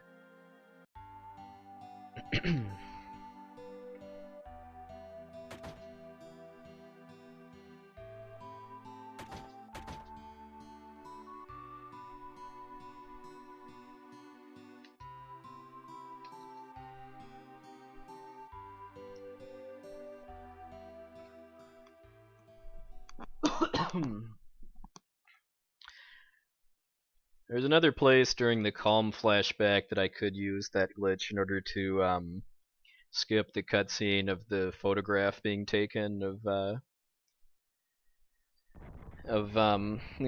Cloud, Sephiroth, and Tifa, but the PC version you can't actually continue the game if you do that. It'll soft lock in one of the cutscenes afterwards. In the PlayStation version you can do it though.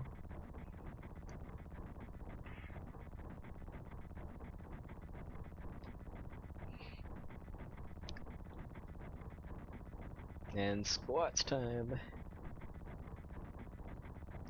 Skipping the Calm flashback is actually possible in the Japanese PC version because that has yet another glitch called the Status Max glitch, which works a bit like the Fade Out glitch in Chrono Trigger. I mean, you can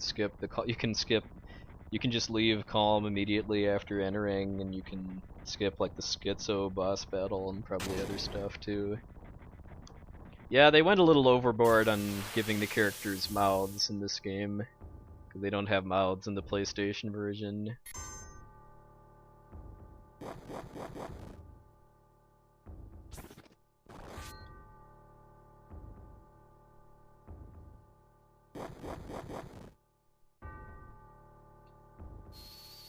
This is just bad RNG here as far as the dragon killing Cloud, because then there's a chance that Sephiroth might revive him instead of attacking. My PB for most number of revives is 3. 0 or 1 is a lot more common though.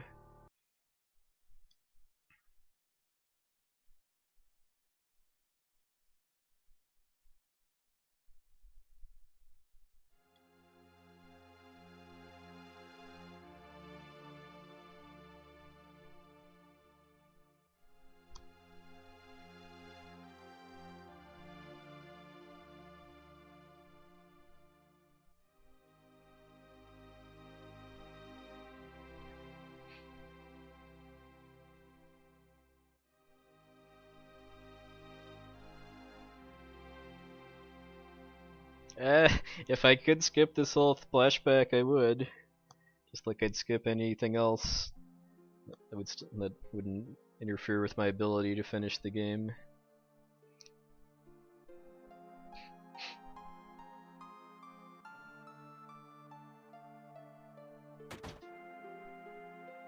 At least it's a bit faster on PC because of loading times.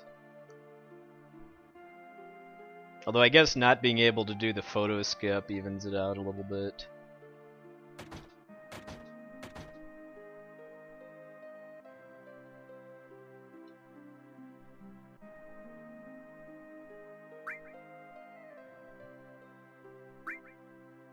Oops. It's called looking at chat instead of paying attention. So this right here is where I'd do the photo skip if I was on the PlayStation version. I would basically try to talk to that guy on the left side at the same step as bumping into the gate to the Shinra mansion, and then that would let me go into the mountains without having to have this cutscene here. It's kind of weird too, because if you do that, then Sephiroth isn't in your party for the flashback, and that actually makes it possible to die. I'm hoping to finish the game in about 1 hour.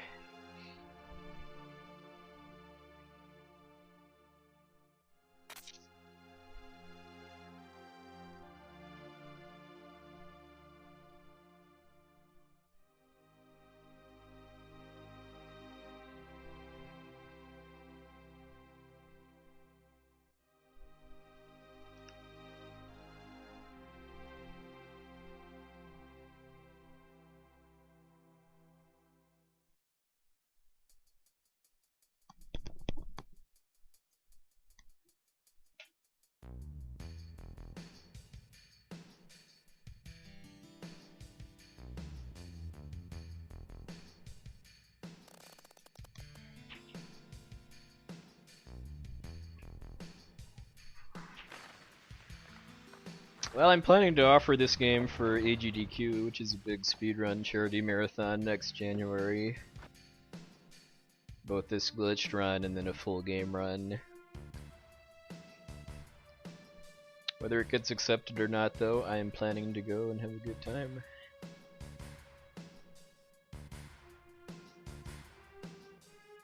So I think right here is where the game would soft lock if I had done the photo skip on PC. Yeah, I'm planning to offer that as a bonus incentive too, for if the glitch run is accepted, is defeating all the weapons, because it adds maybe 45 minutes to the run, and it would be a pretty nice incentive.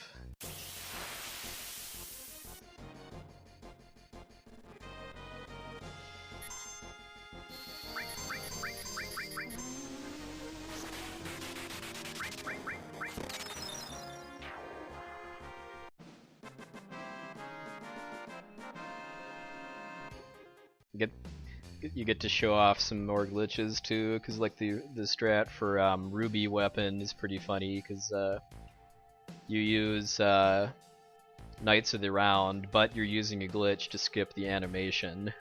So nothing really visibly happens, and then just Ruby weapon drops over dead from nothing, pretty much.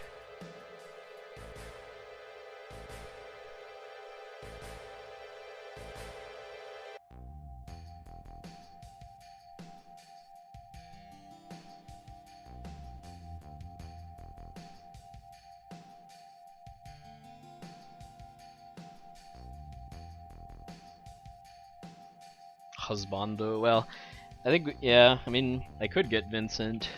I'm not getting Vincent now because it's not part of the route. But not recruiting Vincent at least. But I know Kynos got Vincent in his ESA run. There isn't a website for the RPG Limit Break Marathon yet, but there's a forum thread on the Speed Demos Archive forum. It's 9 months away, so quite a ways off, but we're already starting our planning for it. It's going to be mid-May 2015.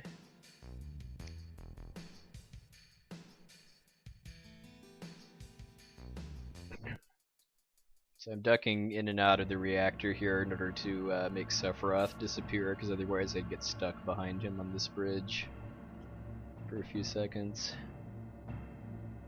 Yeah, it saves even more time on PC than on PlayStation because of faster loading time.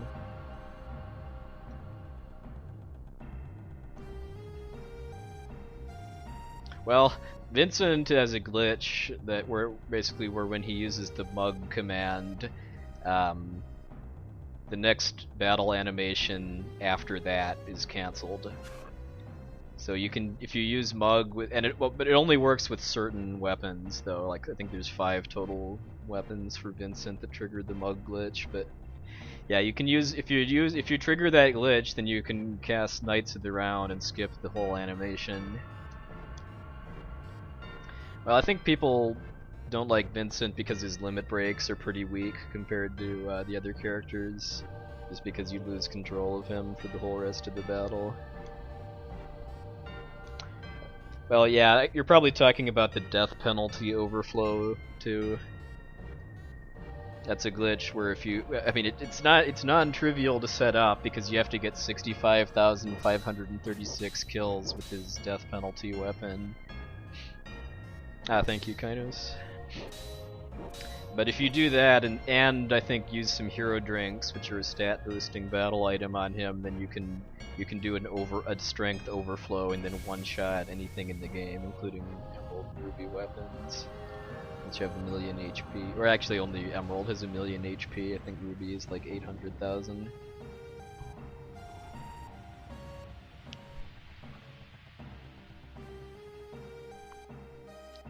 Chad has been having issues all day.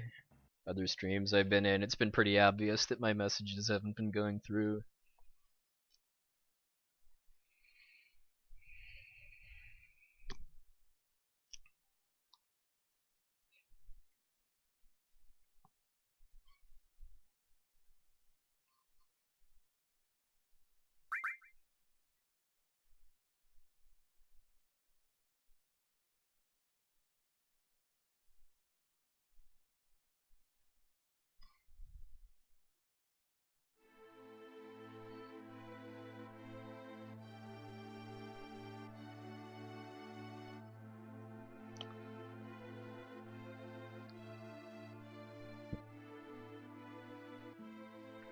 Oh, it's probably a League of Legends tournament. It's usually what kills Twitch on weekends if there's some kind of issue. It's been better the past year or so. I mean, like in 2013, I want to say it was really bad. I mean, every weekend the chat was always dying.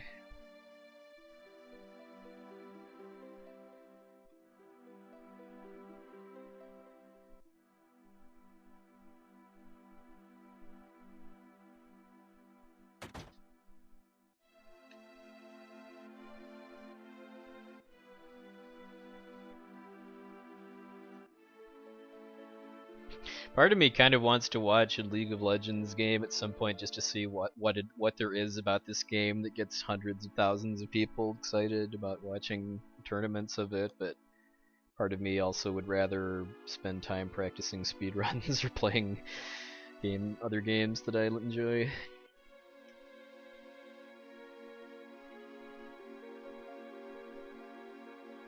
MMOs have just never really been my thing. I mean, back in the 90s I played StarCraft online. Never like mostly just against friends or random people on battle.net though. Never like super competitively.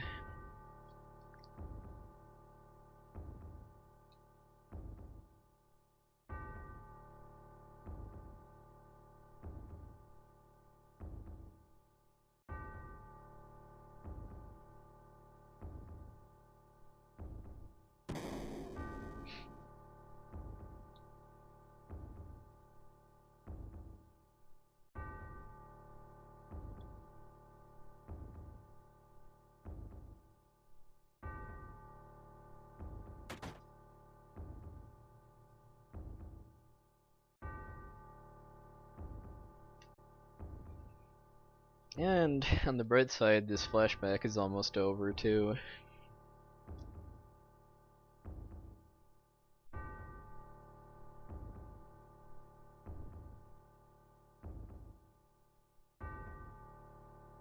But yeah, playing other RPGs too is made me extra appreciative of the fact that FF7 lets you increase the speed of the text boxes.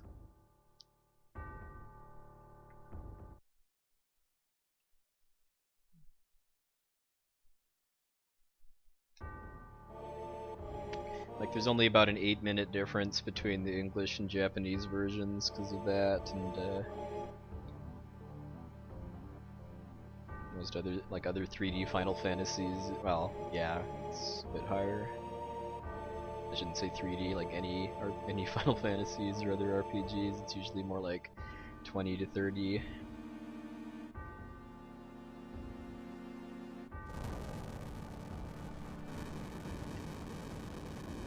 Yeah, Sephiroth's mouth is pretty goofy in the PC version.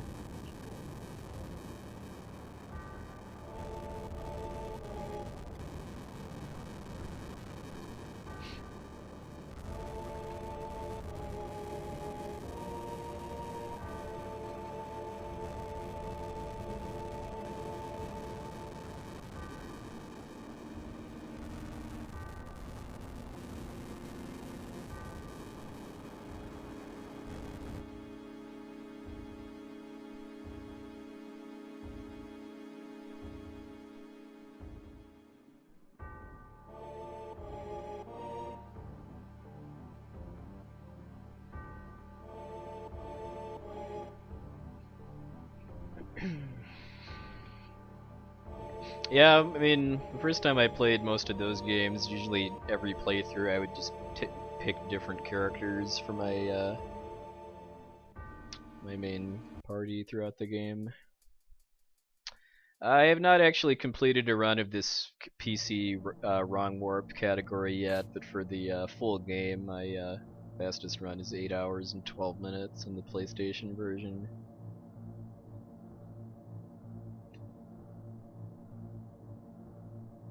Hey, Villagin, good evening, sir.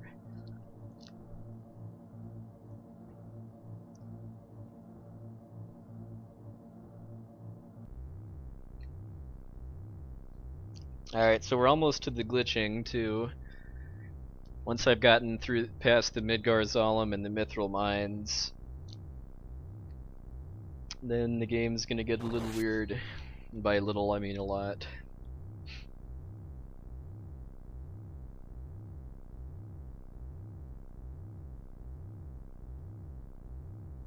The only Star Ocean game I've played for more than like an hour or so is 3, which I've beaten.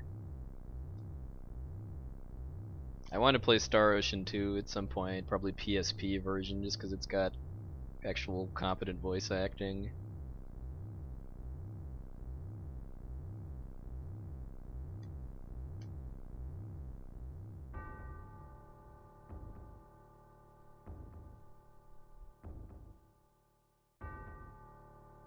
Yep, we are not going anywhere near the gold saucer, sadly.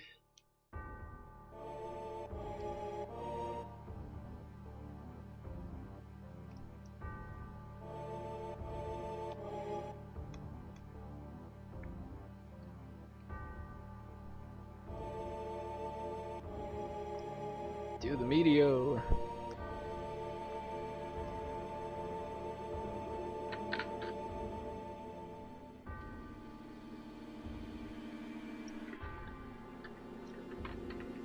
The original version of FF4 does not let you choose characters at all, ever. Some of the remakes do, though. Like I believe the GBA and PSP versions. DS does not let you choose characters, but it does have the augment system, which lets you give abilities from temporary characters to permanent ones.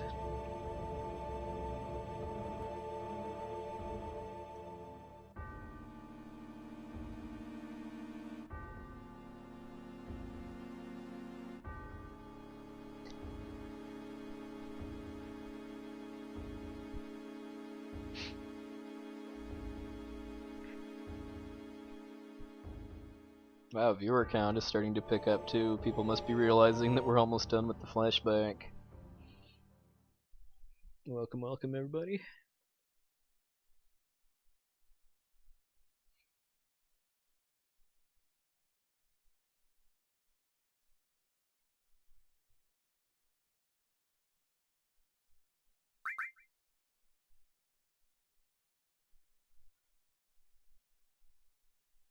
Oh, bother.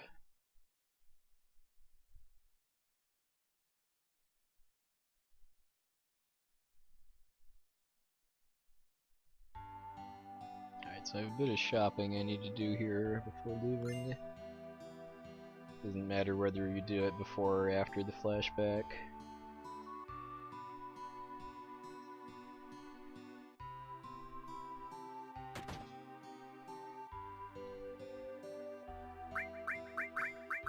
Set features.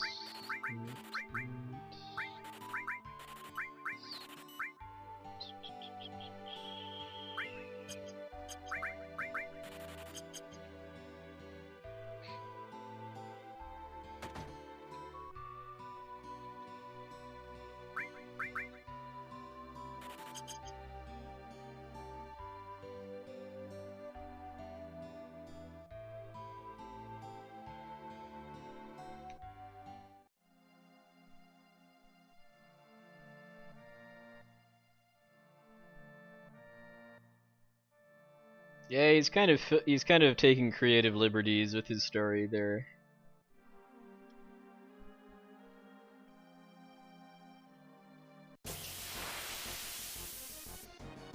Okay, at least I didn't get pincered.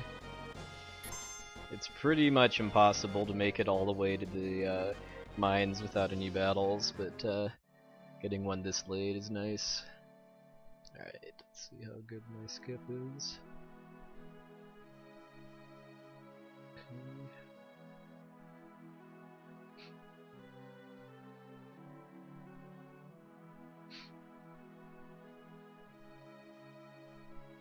Oops.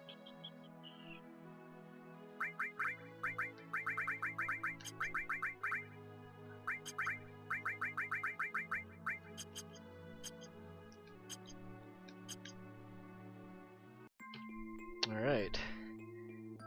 Did a trick there of opening the menu on the step that the cutscene of finding the dead Midgar Zalem that Sephiroth killed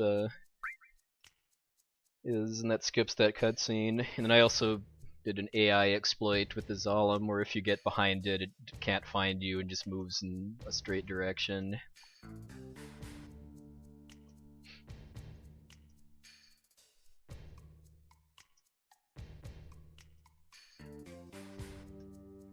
So that skips having to catch a chocobo in order to get into the mines.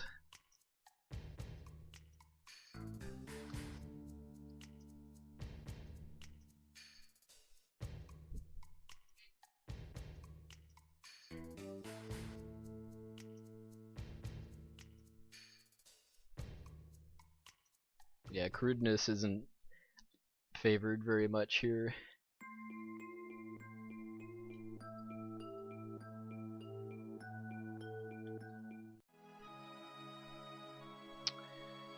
Okay.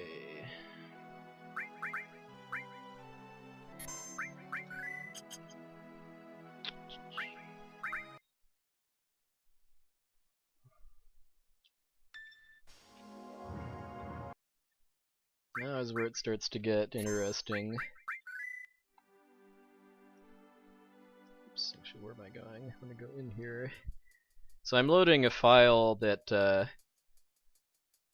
that is both at this part of the game and also has all of my characters dead. Because I just need to basically load this file and then game over, and that activates a storage glitch that stores the location where I died last.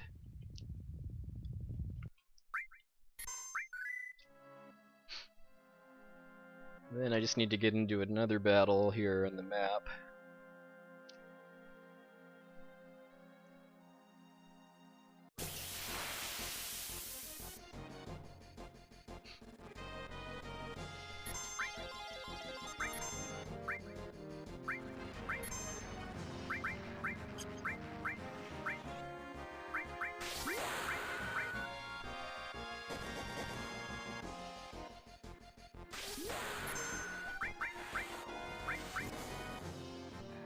It's basically based around switching who's in your party in a certain order in order to have all of your characters be dead. And okay, and now I am at the exit of Mount Nibble, so I just skipped several hours worth of the game.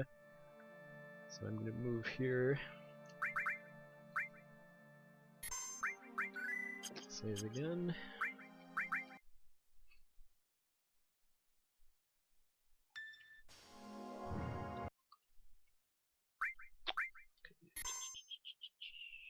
Let's see, it's file number 1 this time.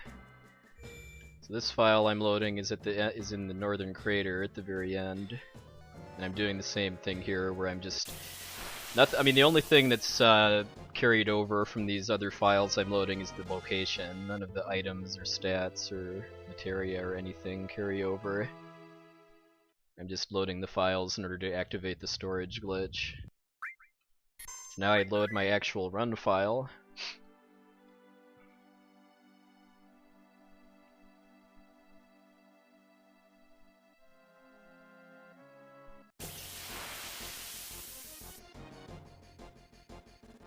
And I get into this battle here with Yuffie.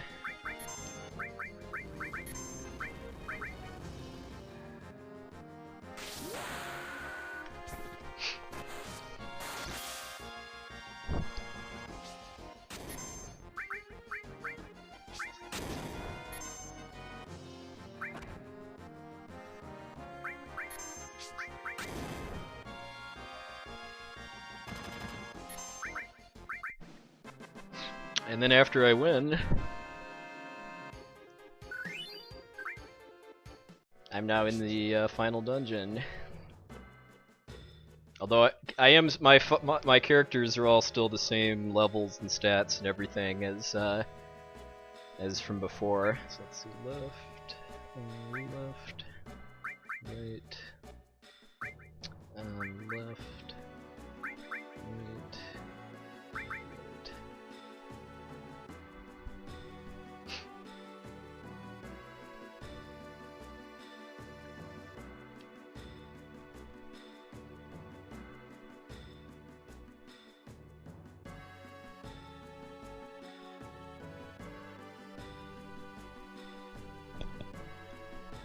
This is Kate Sith leaving, by the way, but he doesn't actually exist because I know because of young Cloud being in his character slot instead. The reason why I went to Mount Nibble first is because the forest after Mount Nibble has the highest encounter rate in the game for meeting Yuffie.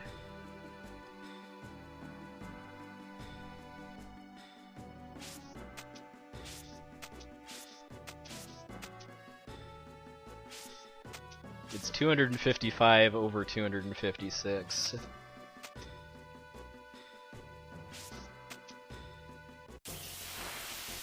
Alright, so because my characters are all level 10 still, this is pretty dangerous. So I'm doing some pause buffering there to because that slows down the rate that the enemies regain or that makes my ATB bars fill faster than the enemies do, basically. So that makes running away more reliable.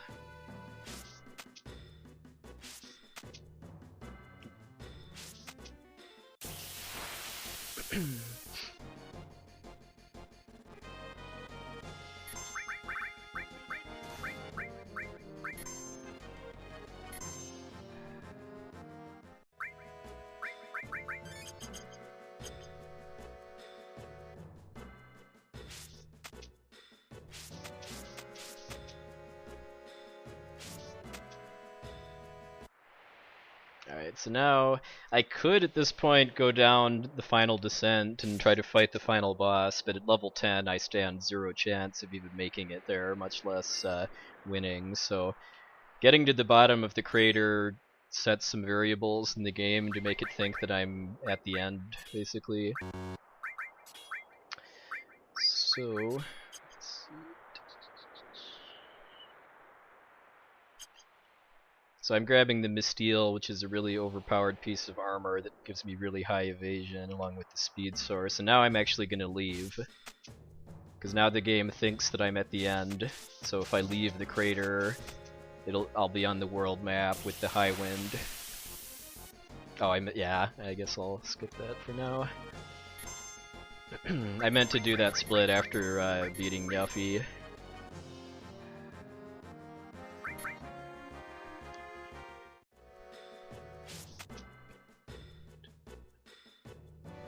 I'm a bit behind on step count, but that'll get better with practice.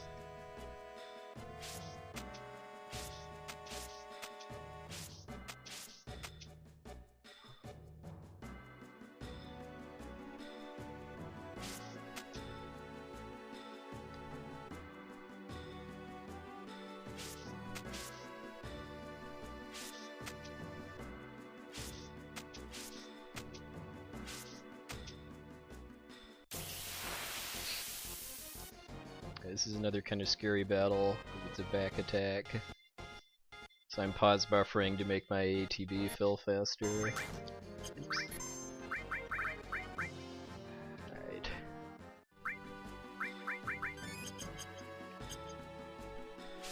Yeah, I'm not actually going to have to level grind at all, because I can use another glitch to max out Cloud's strength and speed stats. Oops, get up there, please.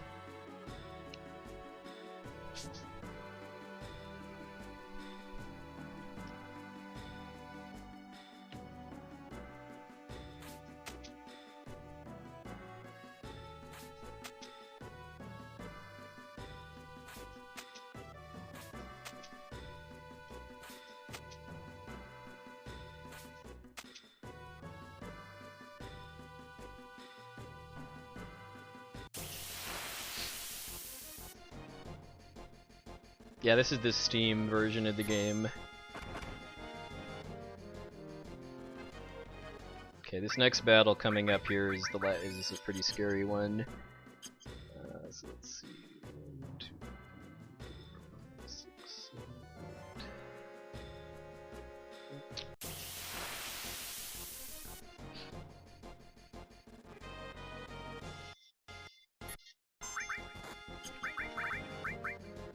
Okay, got away.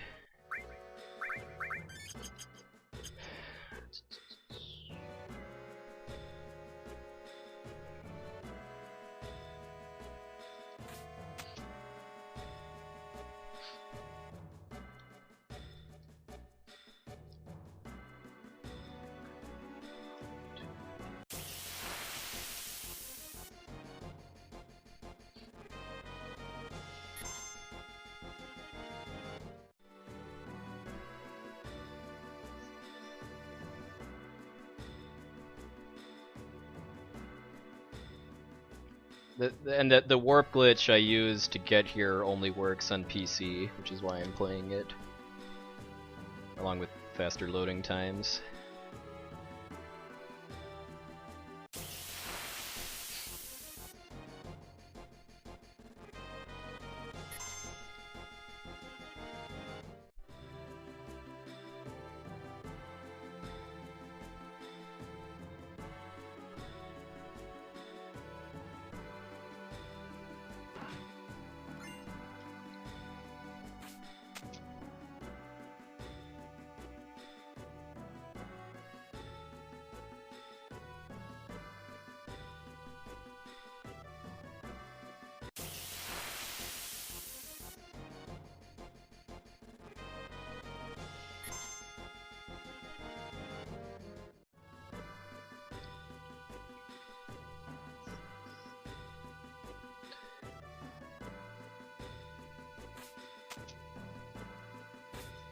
Hey, Apario.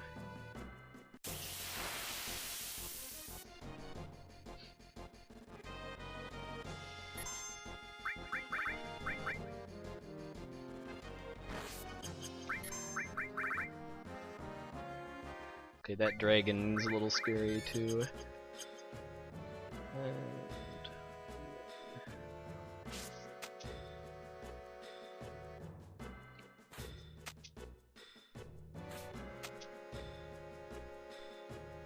Well, for the source duping, I don't have a way to guarantee that it works, but I do have a way, I can force the correct battle, and I can minimize the number of other stealable items I have.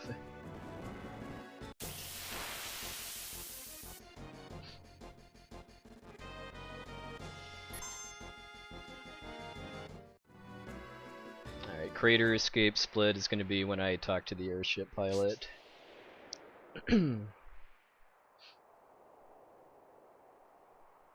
And because I never actually came to the crater when I climbed the ladder here, it acts like this is my first visit here, and I come out the door instead, and there's that ladder I just climbed up to get here.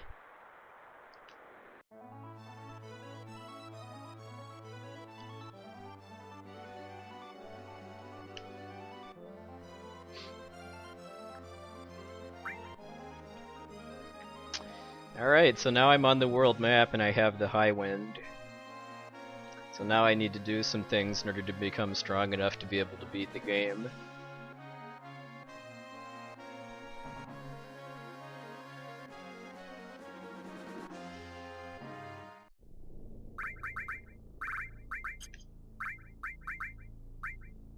Unfortunately, this first one here has a nasty RNG element to it too.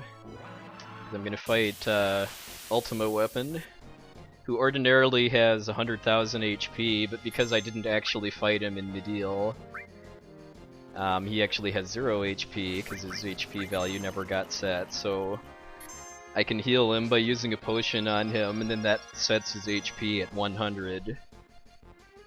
And whatever his HP value is at this point is what it's set for the final battle with Ultima Weapon.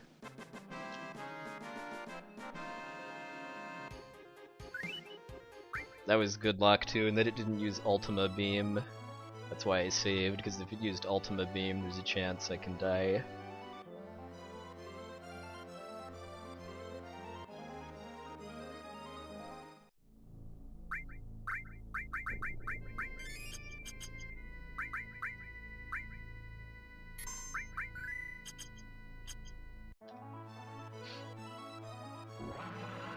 So hopefully, yeah, I get another battle like that.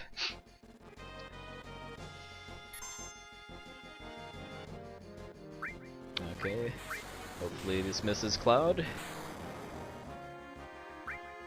And hopefully Shadow Flare also misses Cloud.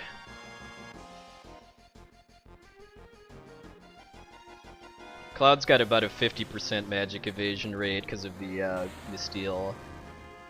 Okay, good. That was pretty good luck there, that I didn't actually die to Ultima Weapon. And now Cloud just went from level 10 to 25 from Ultima Weapons experience. Assuming, yeah, if I finish this run, I'll highlight it because it'll be a new PB for me at this category. Alright, so next we need to go to Bone Village. So and people missed the explanation. The reason that worked is because I didn't actually fight Ultima Weapon and Midil as part of the story. It's after that fight that Ultima Weapon's HP gets set. So because it didn't get set, it was 0. So I used a potion to give it 100 HP, which then let me kill it with a grenade.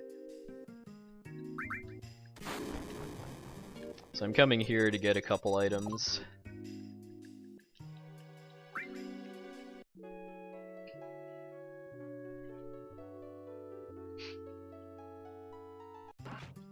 First one I'm getting is this mop, although that's just a gateway towards getting something much more useful.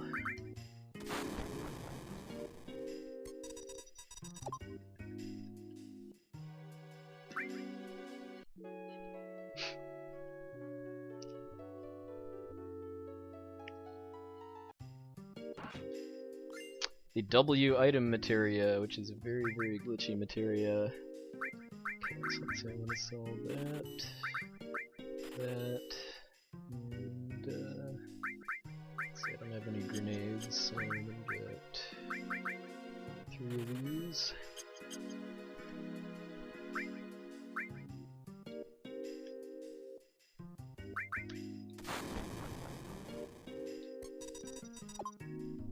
It doesn't actually matter what kind of treasure you search for, you can still get all of the key items here. And I get, oops, I guess I was off on that.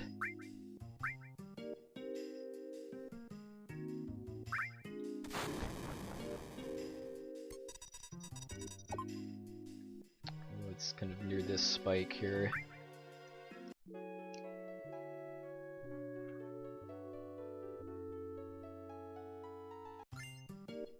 Alright, key to Sector 5. And I just got a glitch there where I didn't actually see the animation of the chest opening.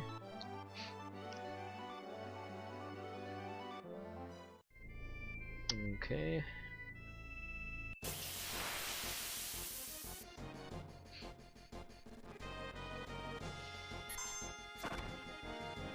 This next part is some annoying RNG in it. So let's see, Aerith and Sid. Sid. Use tranquilizers.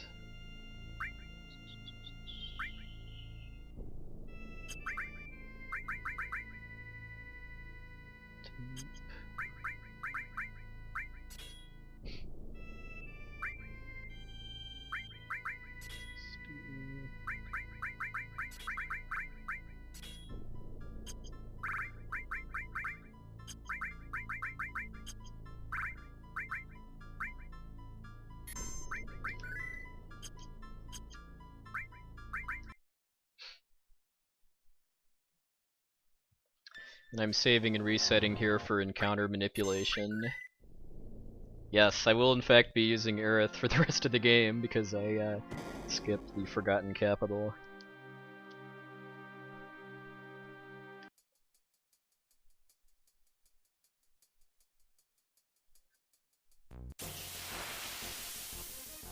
Okay.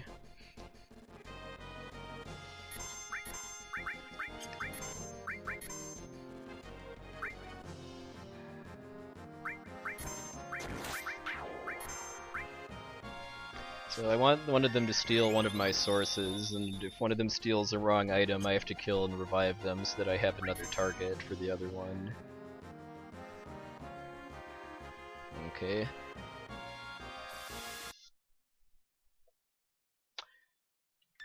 Because I mean I've got a 50% chance of them stealing one of the sources, so yeah, this is unfortunate. This can unfortunately mean a couple resets, but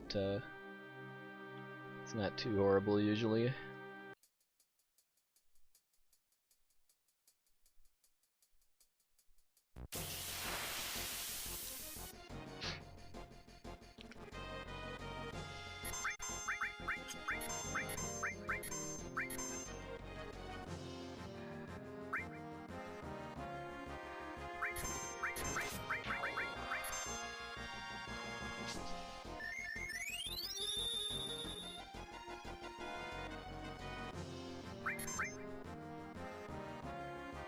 Ah, look.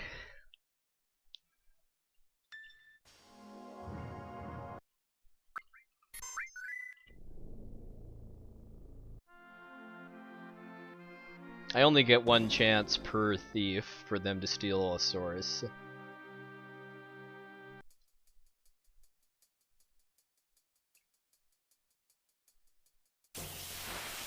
Because even if I kill and revive them, they still run away on their next turn.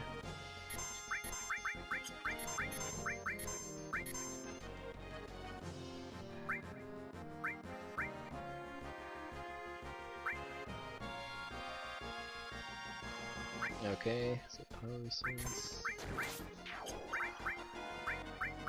Okay. So I'm using the W item materia glitch to dupe that power source now. I'm doing it a little slower than I could be just to make sure I'm doing it accurately.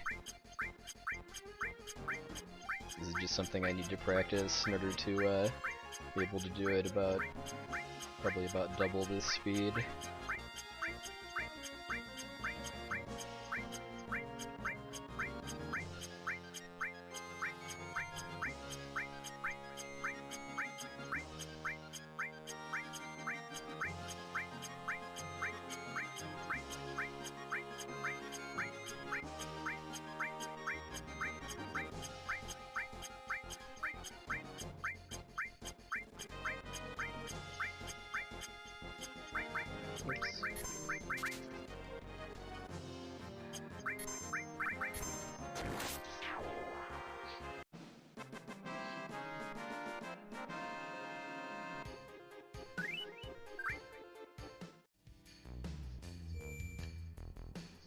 W item glitch is a pretty well-known glitch where if you select one item and then Q and deselect a second one, it'll duplicate the first item.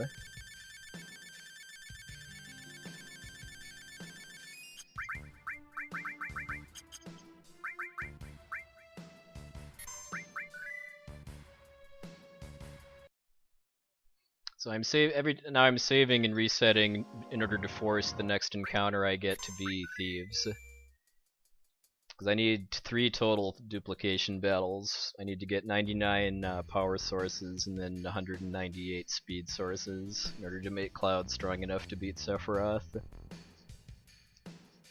See, I did put the speed drink at the top. Okay, that hit me in practice once, where I put the speed source instead of the speed drink into the top slot. Unfortunately, this area has a pretty low encounter rate, so it takes a little bit of running around to trigger the encounter.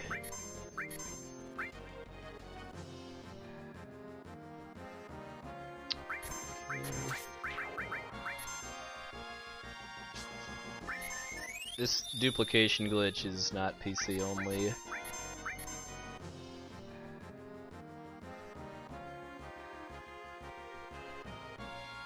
Sometimes the thieves can do nothing, and I need both of them to be alive when I duplicate, because I have to kill one of them in order to get the source back and start duplicating it.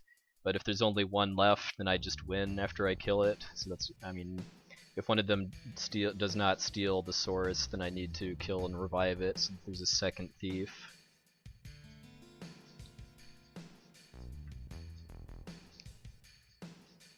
So if I get lucky, I can ideally do this without having to reset.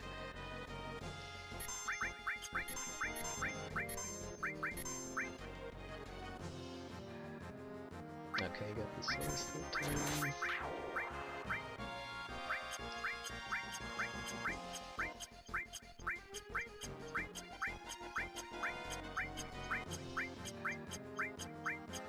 Again, I could be doing this faster, but I want to make sure it's accurate.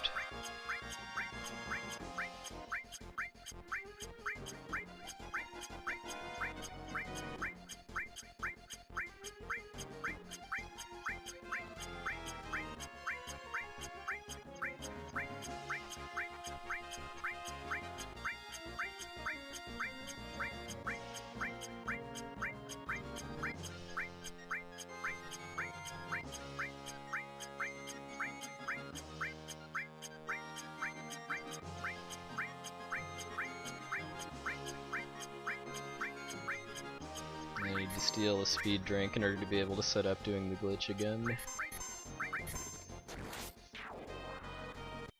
Hey, happy squid. Okay, one more thief fight to go to get more speed sources.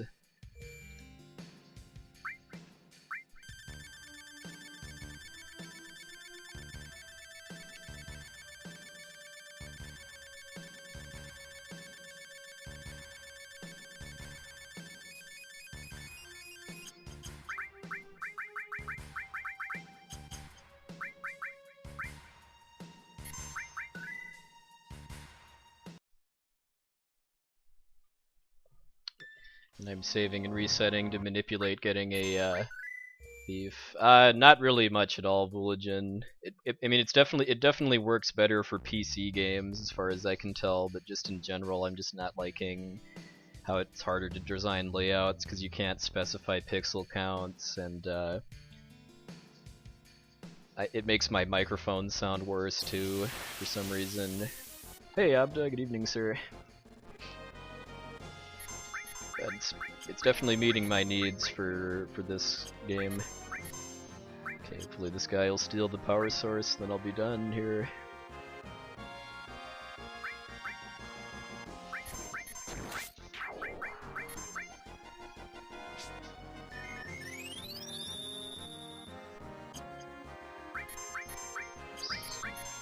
Come on. There we go.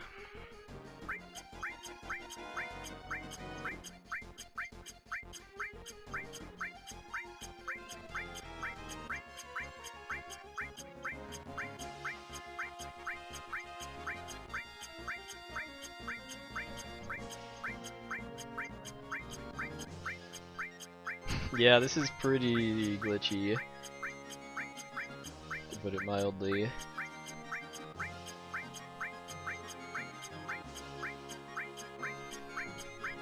You can't use source items in battle, which is why you have to set up this whole stealing and recovery thing in order to be able to duplicate them.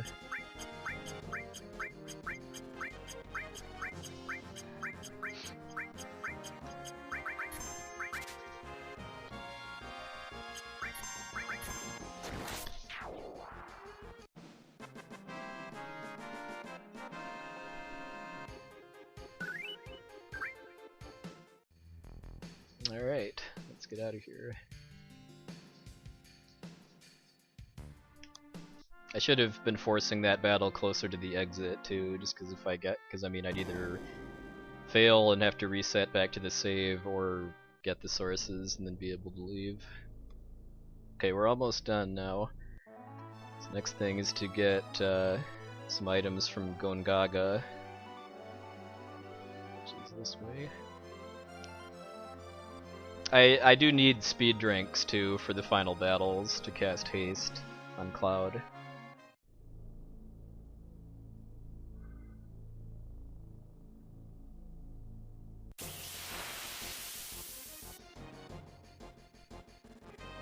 So I'm gonna need to steal a spider web from this thing, which casts slow.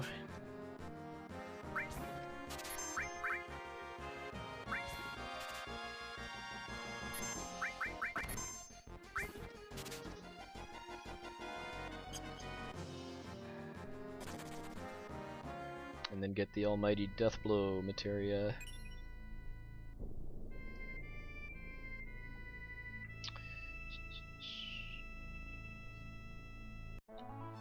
Alright, so this next thing isn't part of the route, but I'm just doing it for safety to reduce the number of ways that I can lose the final battle. I'm just gonna go back and buy some tranquilizers and high potions.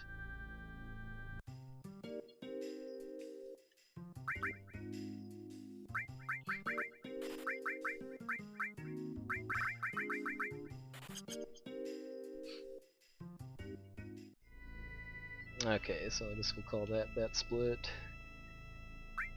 Actually, should have done this menuing first. Let's see, retype.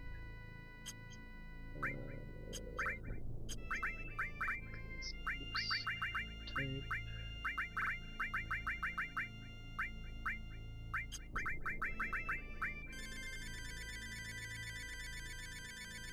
I'm planning to do another run or two tomorrow, but I'll probably be done after this.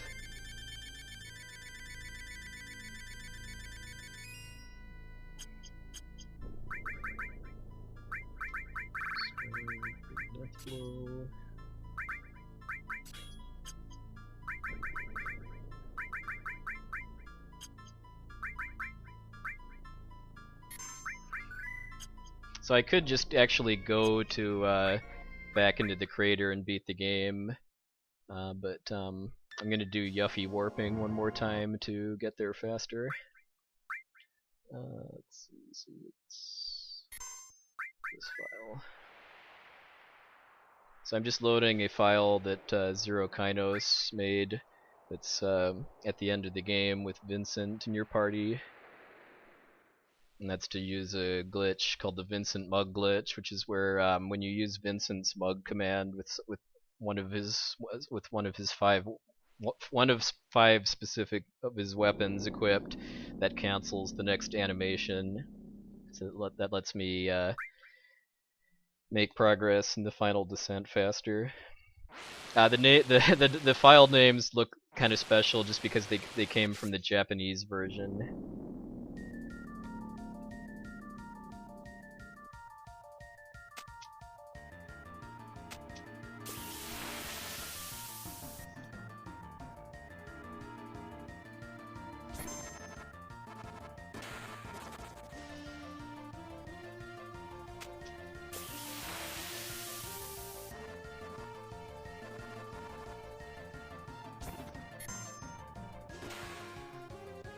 So the mug glitch basically canceled the animation of Vincent casting Escape with a sneak attack materia.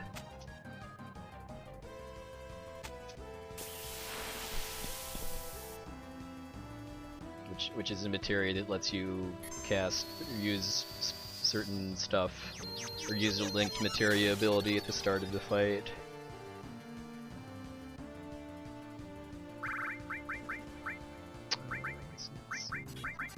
But because I'm not, I mean, this is a pre-made file, I'm not going to beat the game with it, I'm just going to use it to trigger the Yuffie Warping glitch. So now I want this thing to kill him, which with the mug glitch should happen like that, because the mug glitch canceled the animation of the Iron Giant attacking Vincent.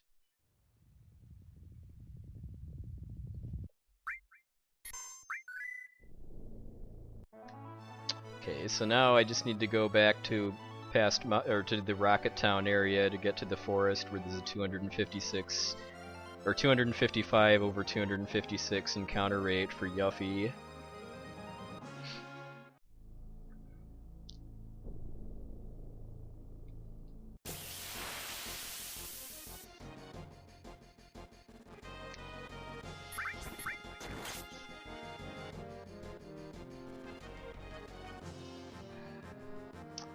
And now I'm at the fight where Vincent died in that other file.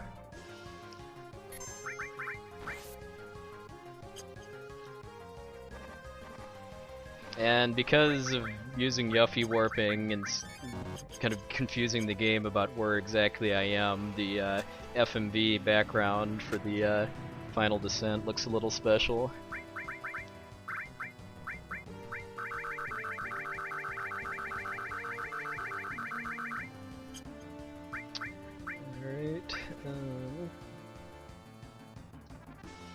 You should be ready to go. Hey Genova, how's it going? Because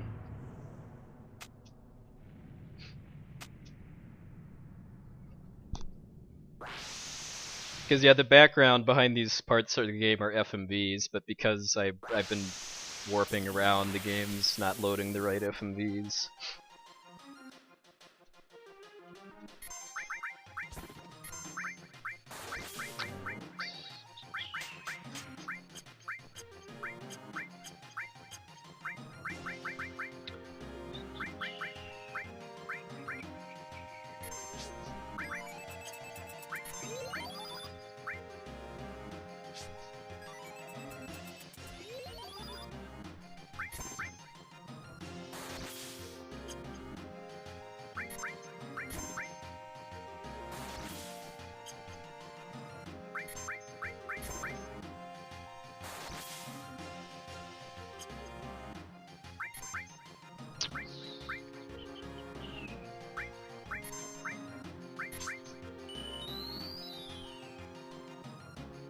I'm just doing. This isn't necessary. I'm just doing it for safety on Bizarro Sephiroth. So I turned down the battle speed to minimum in order to be able to capitalize on the fact that Cloud has an over 200 speed stat right now.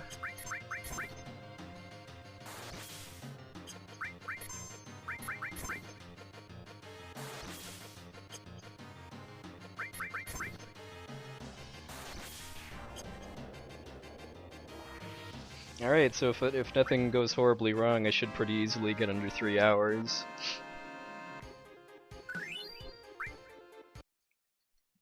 Okay, now we're having some extreme flashbacks here because of the wrong FMVs loading.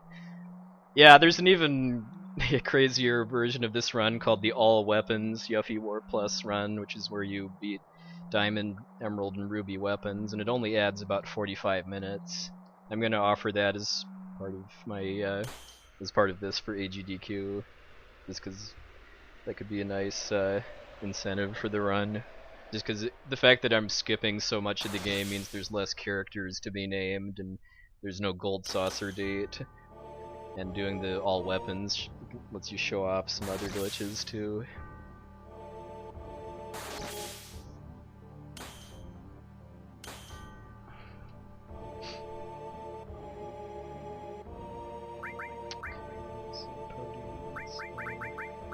Plus, using Aerith to fight the final boss is just too good, too.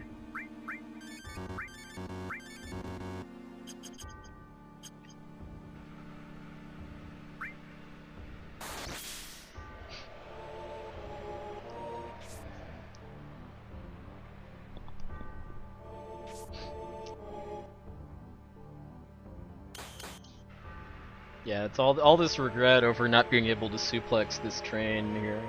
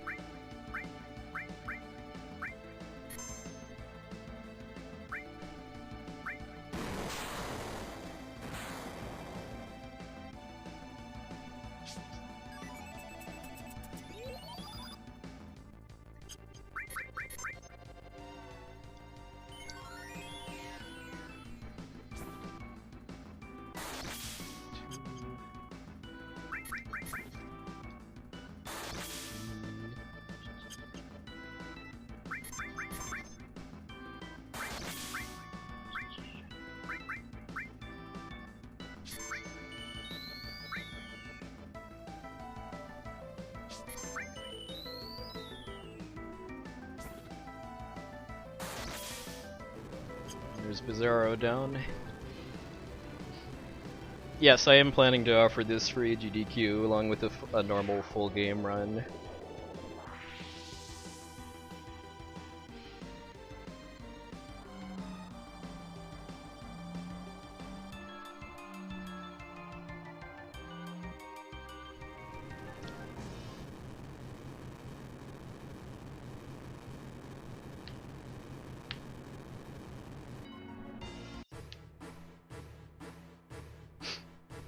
Final boss.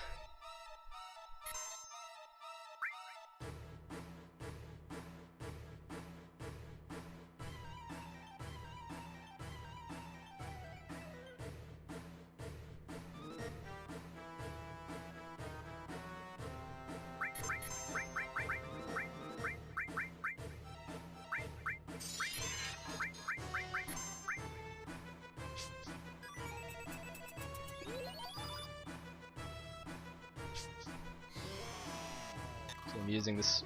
I'm hasting Cloud and then slowing Sephiroth here.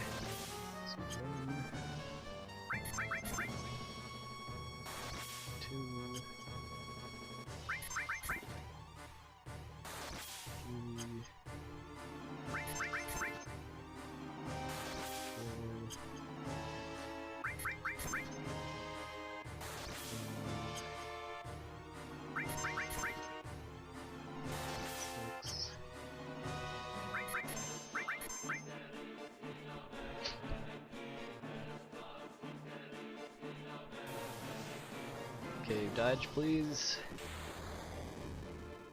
Okay, good. 7.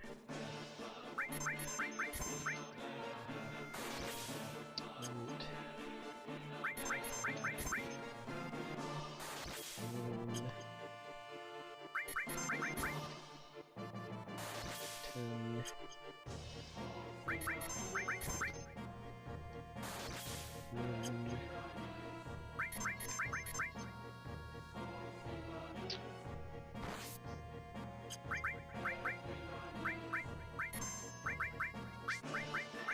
So that's always going to hit Cloud because he has the most HP. And then I need to heal him too because how much damage the Ultima weapon does is based on Cloud's HP.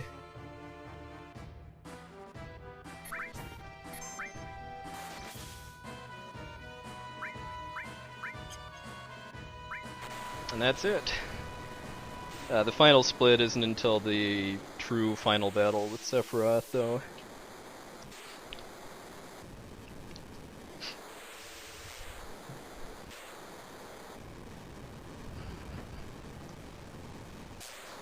Yeah, Cloud is the true knight of the round. Hey, Mecha. We're here just in time to to have seen this game glitched beyond recognition.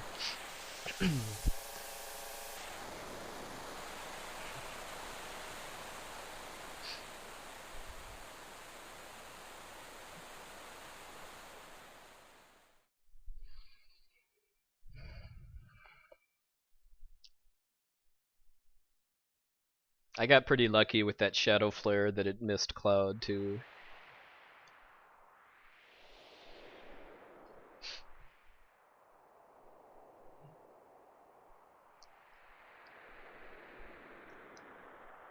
So yeah, this will be under 3 hours then, which was my goal for my first run.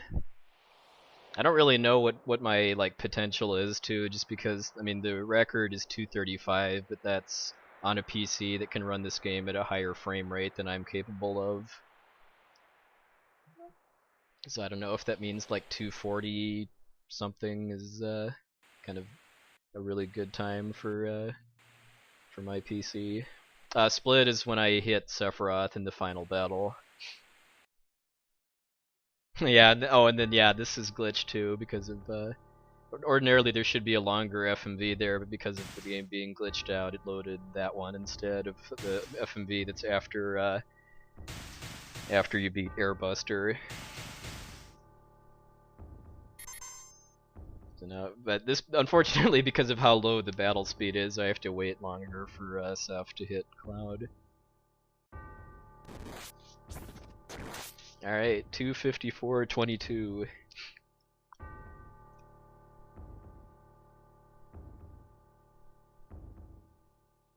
I'm really glad I actually finished this too. I was half expecting to actually have problems even getting out of the crater because of the encounters there.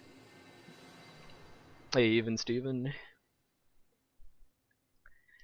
Oh, I'll offer to OmniSlash for marathons or something, but for casual, well, I shouldn't say casual, for actual PB attempts, it just wastes time.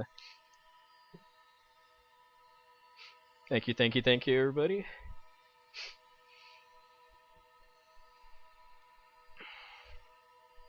If you're new here, please hit the follow button. This game and Final Fantasy VI are the main games I'm speedrunning right now. Hey, Keyfry, good evening, ma'am. XeroKynos and Neohart both run PC, FF7 too. XeroKynos has basically all the records at it. He's got a 235 at this category.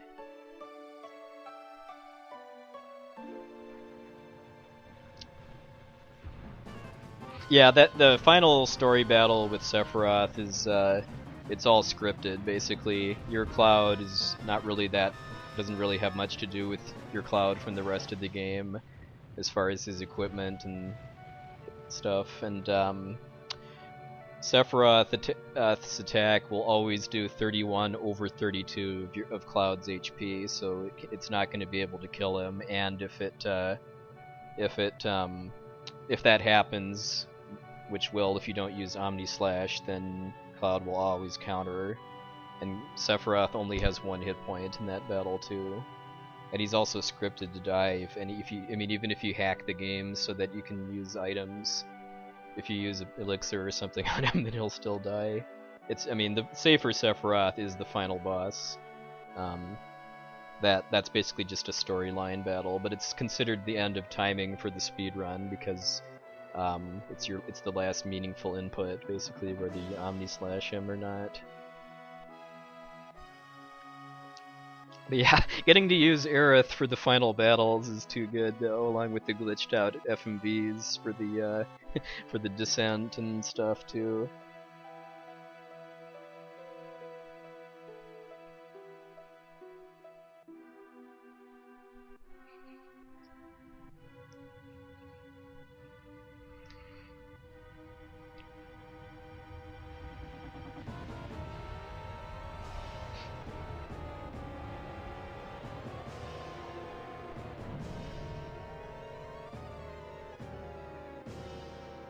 Yeah, if anybody just came in and is wondering what exactly happened, I mean, this is a glitched run on PC FF7, because the PC version has some warp glitches that are only in this version. And I was basically able to use them in order to skip all of the rest of the game after the Mythril Mines and the Midgar Solemn, because doing the warp is primarily based around being able to encounter Yuffie on the world map. This is kind of a New Game Plus run too, just because I am using pre-made save files, but all that I use the pre-made save files for is location data. Nothing else about those files transfers over to my actual run file. I kind of consider the Yuffie warp glitch to basically be a storage glitch, where I'm just storing the location of other files that I have stored in my PC and then warping my speedrun file to those. Yeah, Keyfry, it's well, I mean, on PlayStation a full game run would be about 8 hours, and then on PC about 7. Just because PC, even if you're not using the PC warp glitches, PC has much faster loading times and runs at a higher frame rate.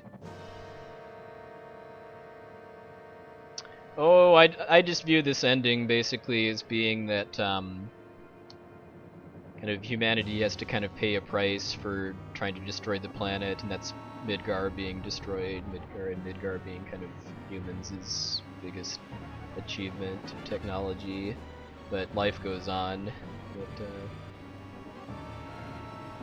Which you kind of see in the final shot of plants growing in Midgar again.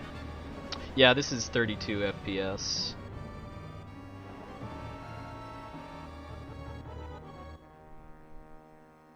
As far as, I mean, I've tried running the game on my laptop too, and that's even worse. Like, well, actually, I think it might be about the same running in full screen mode, but it's worse for windowed mode.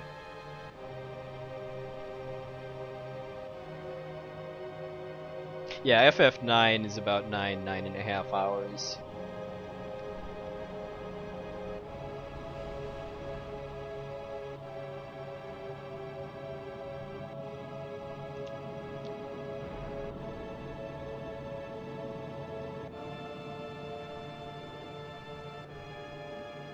Yeah, my FF7 full game PB is very improvable.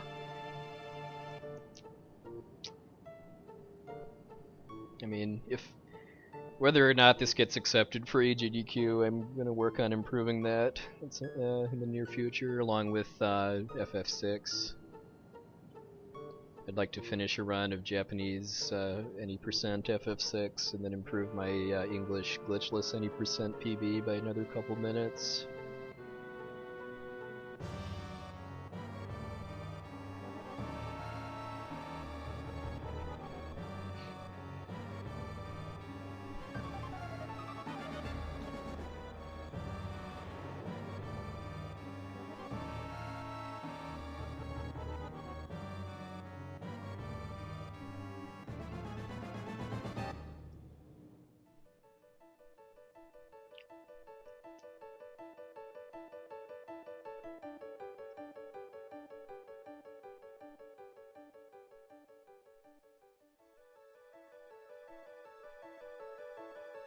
Yeah, Kate Sith is the cat, and it's riding a giant stuffed Moogle, basically.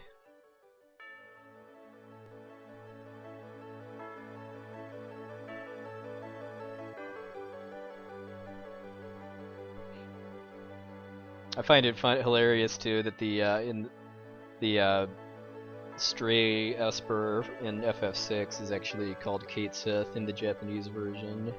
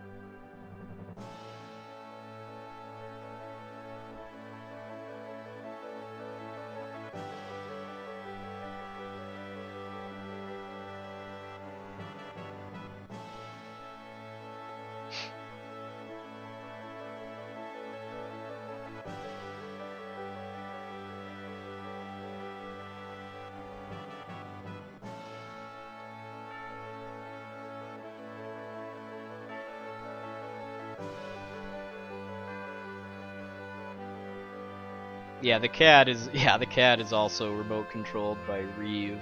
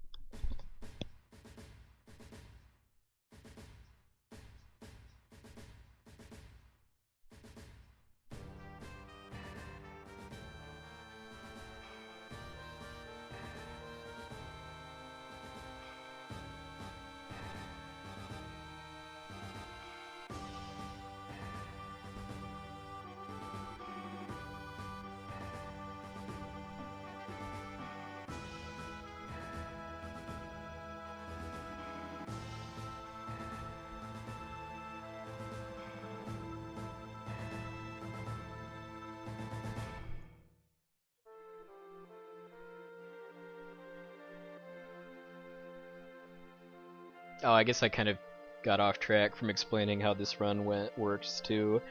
So basically, once I gain access to the Yuffie warp glitch, I use it in order to warp to the end of the game, so I can set some environment variables in the game so that I can get the high wind and get access to the full world map. And then I use another glitch to duplicate a bunch of sources, which are the items that can permanently raise your stats. I use that to give Cloud a ton of speed and strength, along with getting his ultimate weapon. And then I just go beat the final bosses.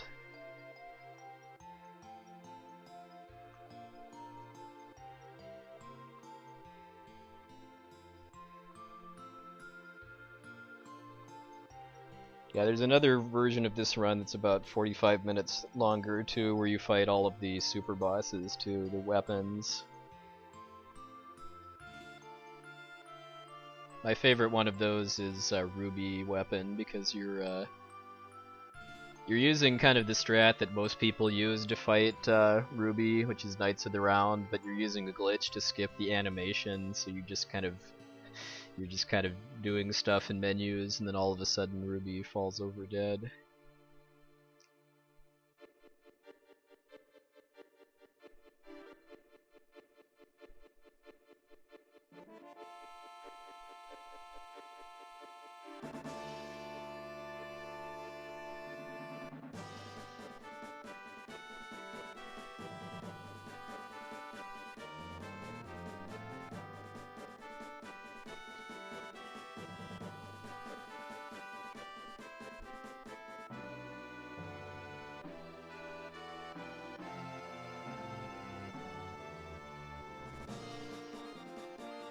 Yeah, I am planning. I am gonna offer this run along with full game FF7 for AGDQ, but whether it gets accepted or not, I am planning on going and having a great time. Hopefully, doing some help with couch commentary and tech for stuff.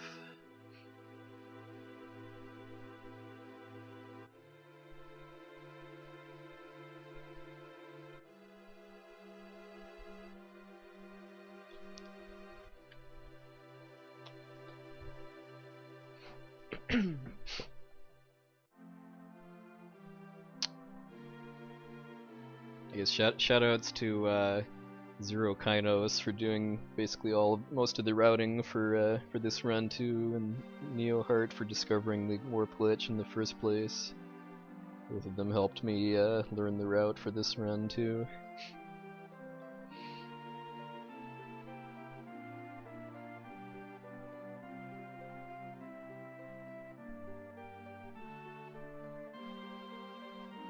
I'm gonna put in the submission this weekend, now that I have a video of a full run.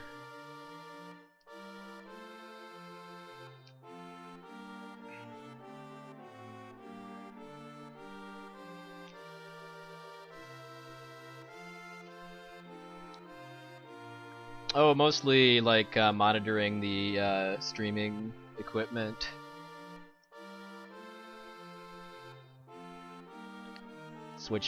Switching audio video stuff around between runs.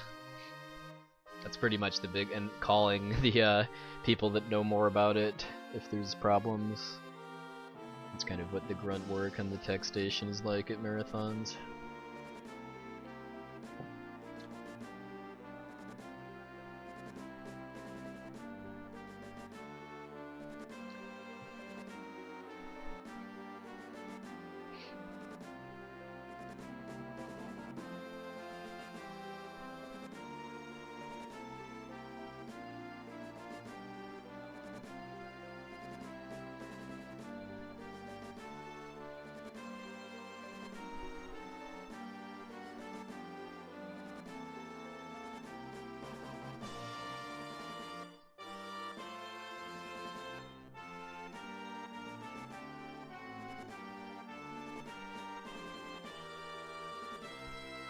Well, I mean, it's just kind of, I mean, lots of people want to run games at the marathon, and especially for multi-hour games like RPGs, there's only so many, so many slots to go around. But this is a popular game with some really cool stuff that's not been done in a marathon before, so I think it's got a pretty good shot. The fact that the Warps run is under 3 hours, or under 4 for the all weapons run, is a pretty good selling point too.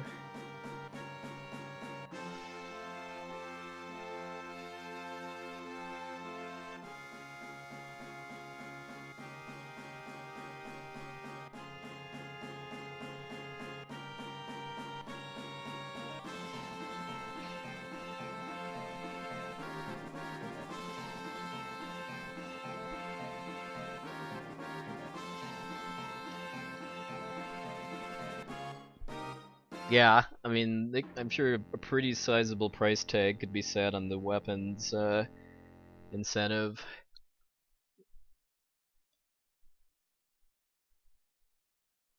If they want to go with the glitched run instead of full game.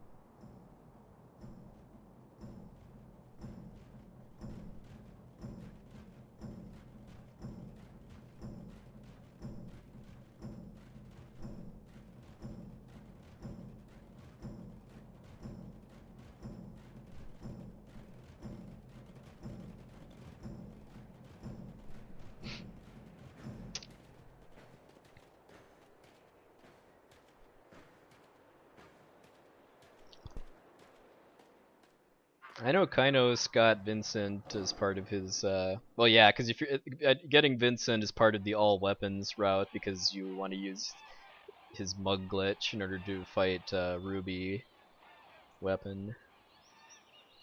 Well, husbando would work because this game is very generous and has a 9-character limit for naming characters.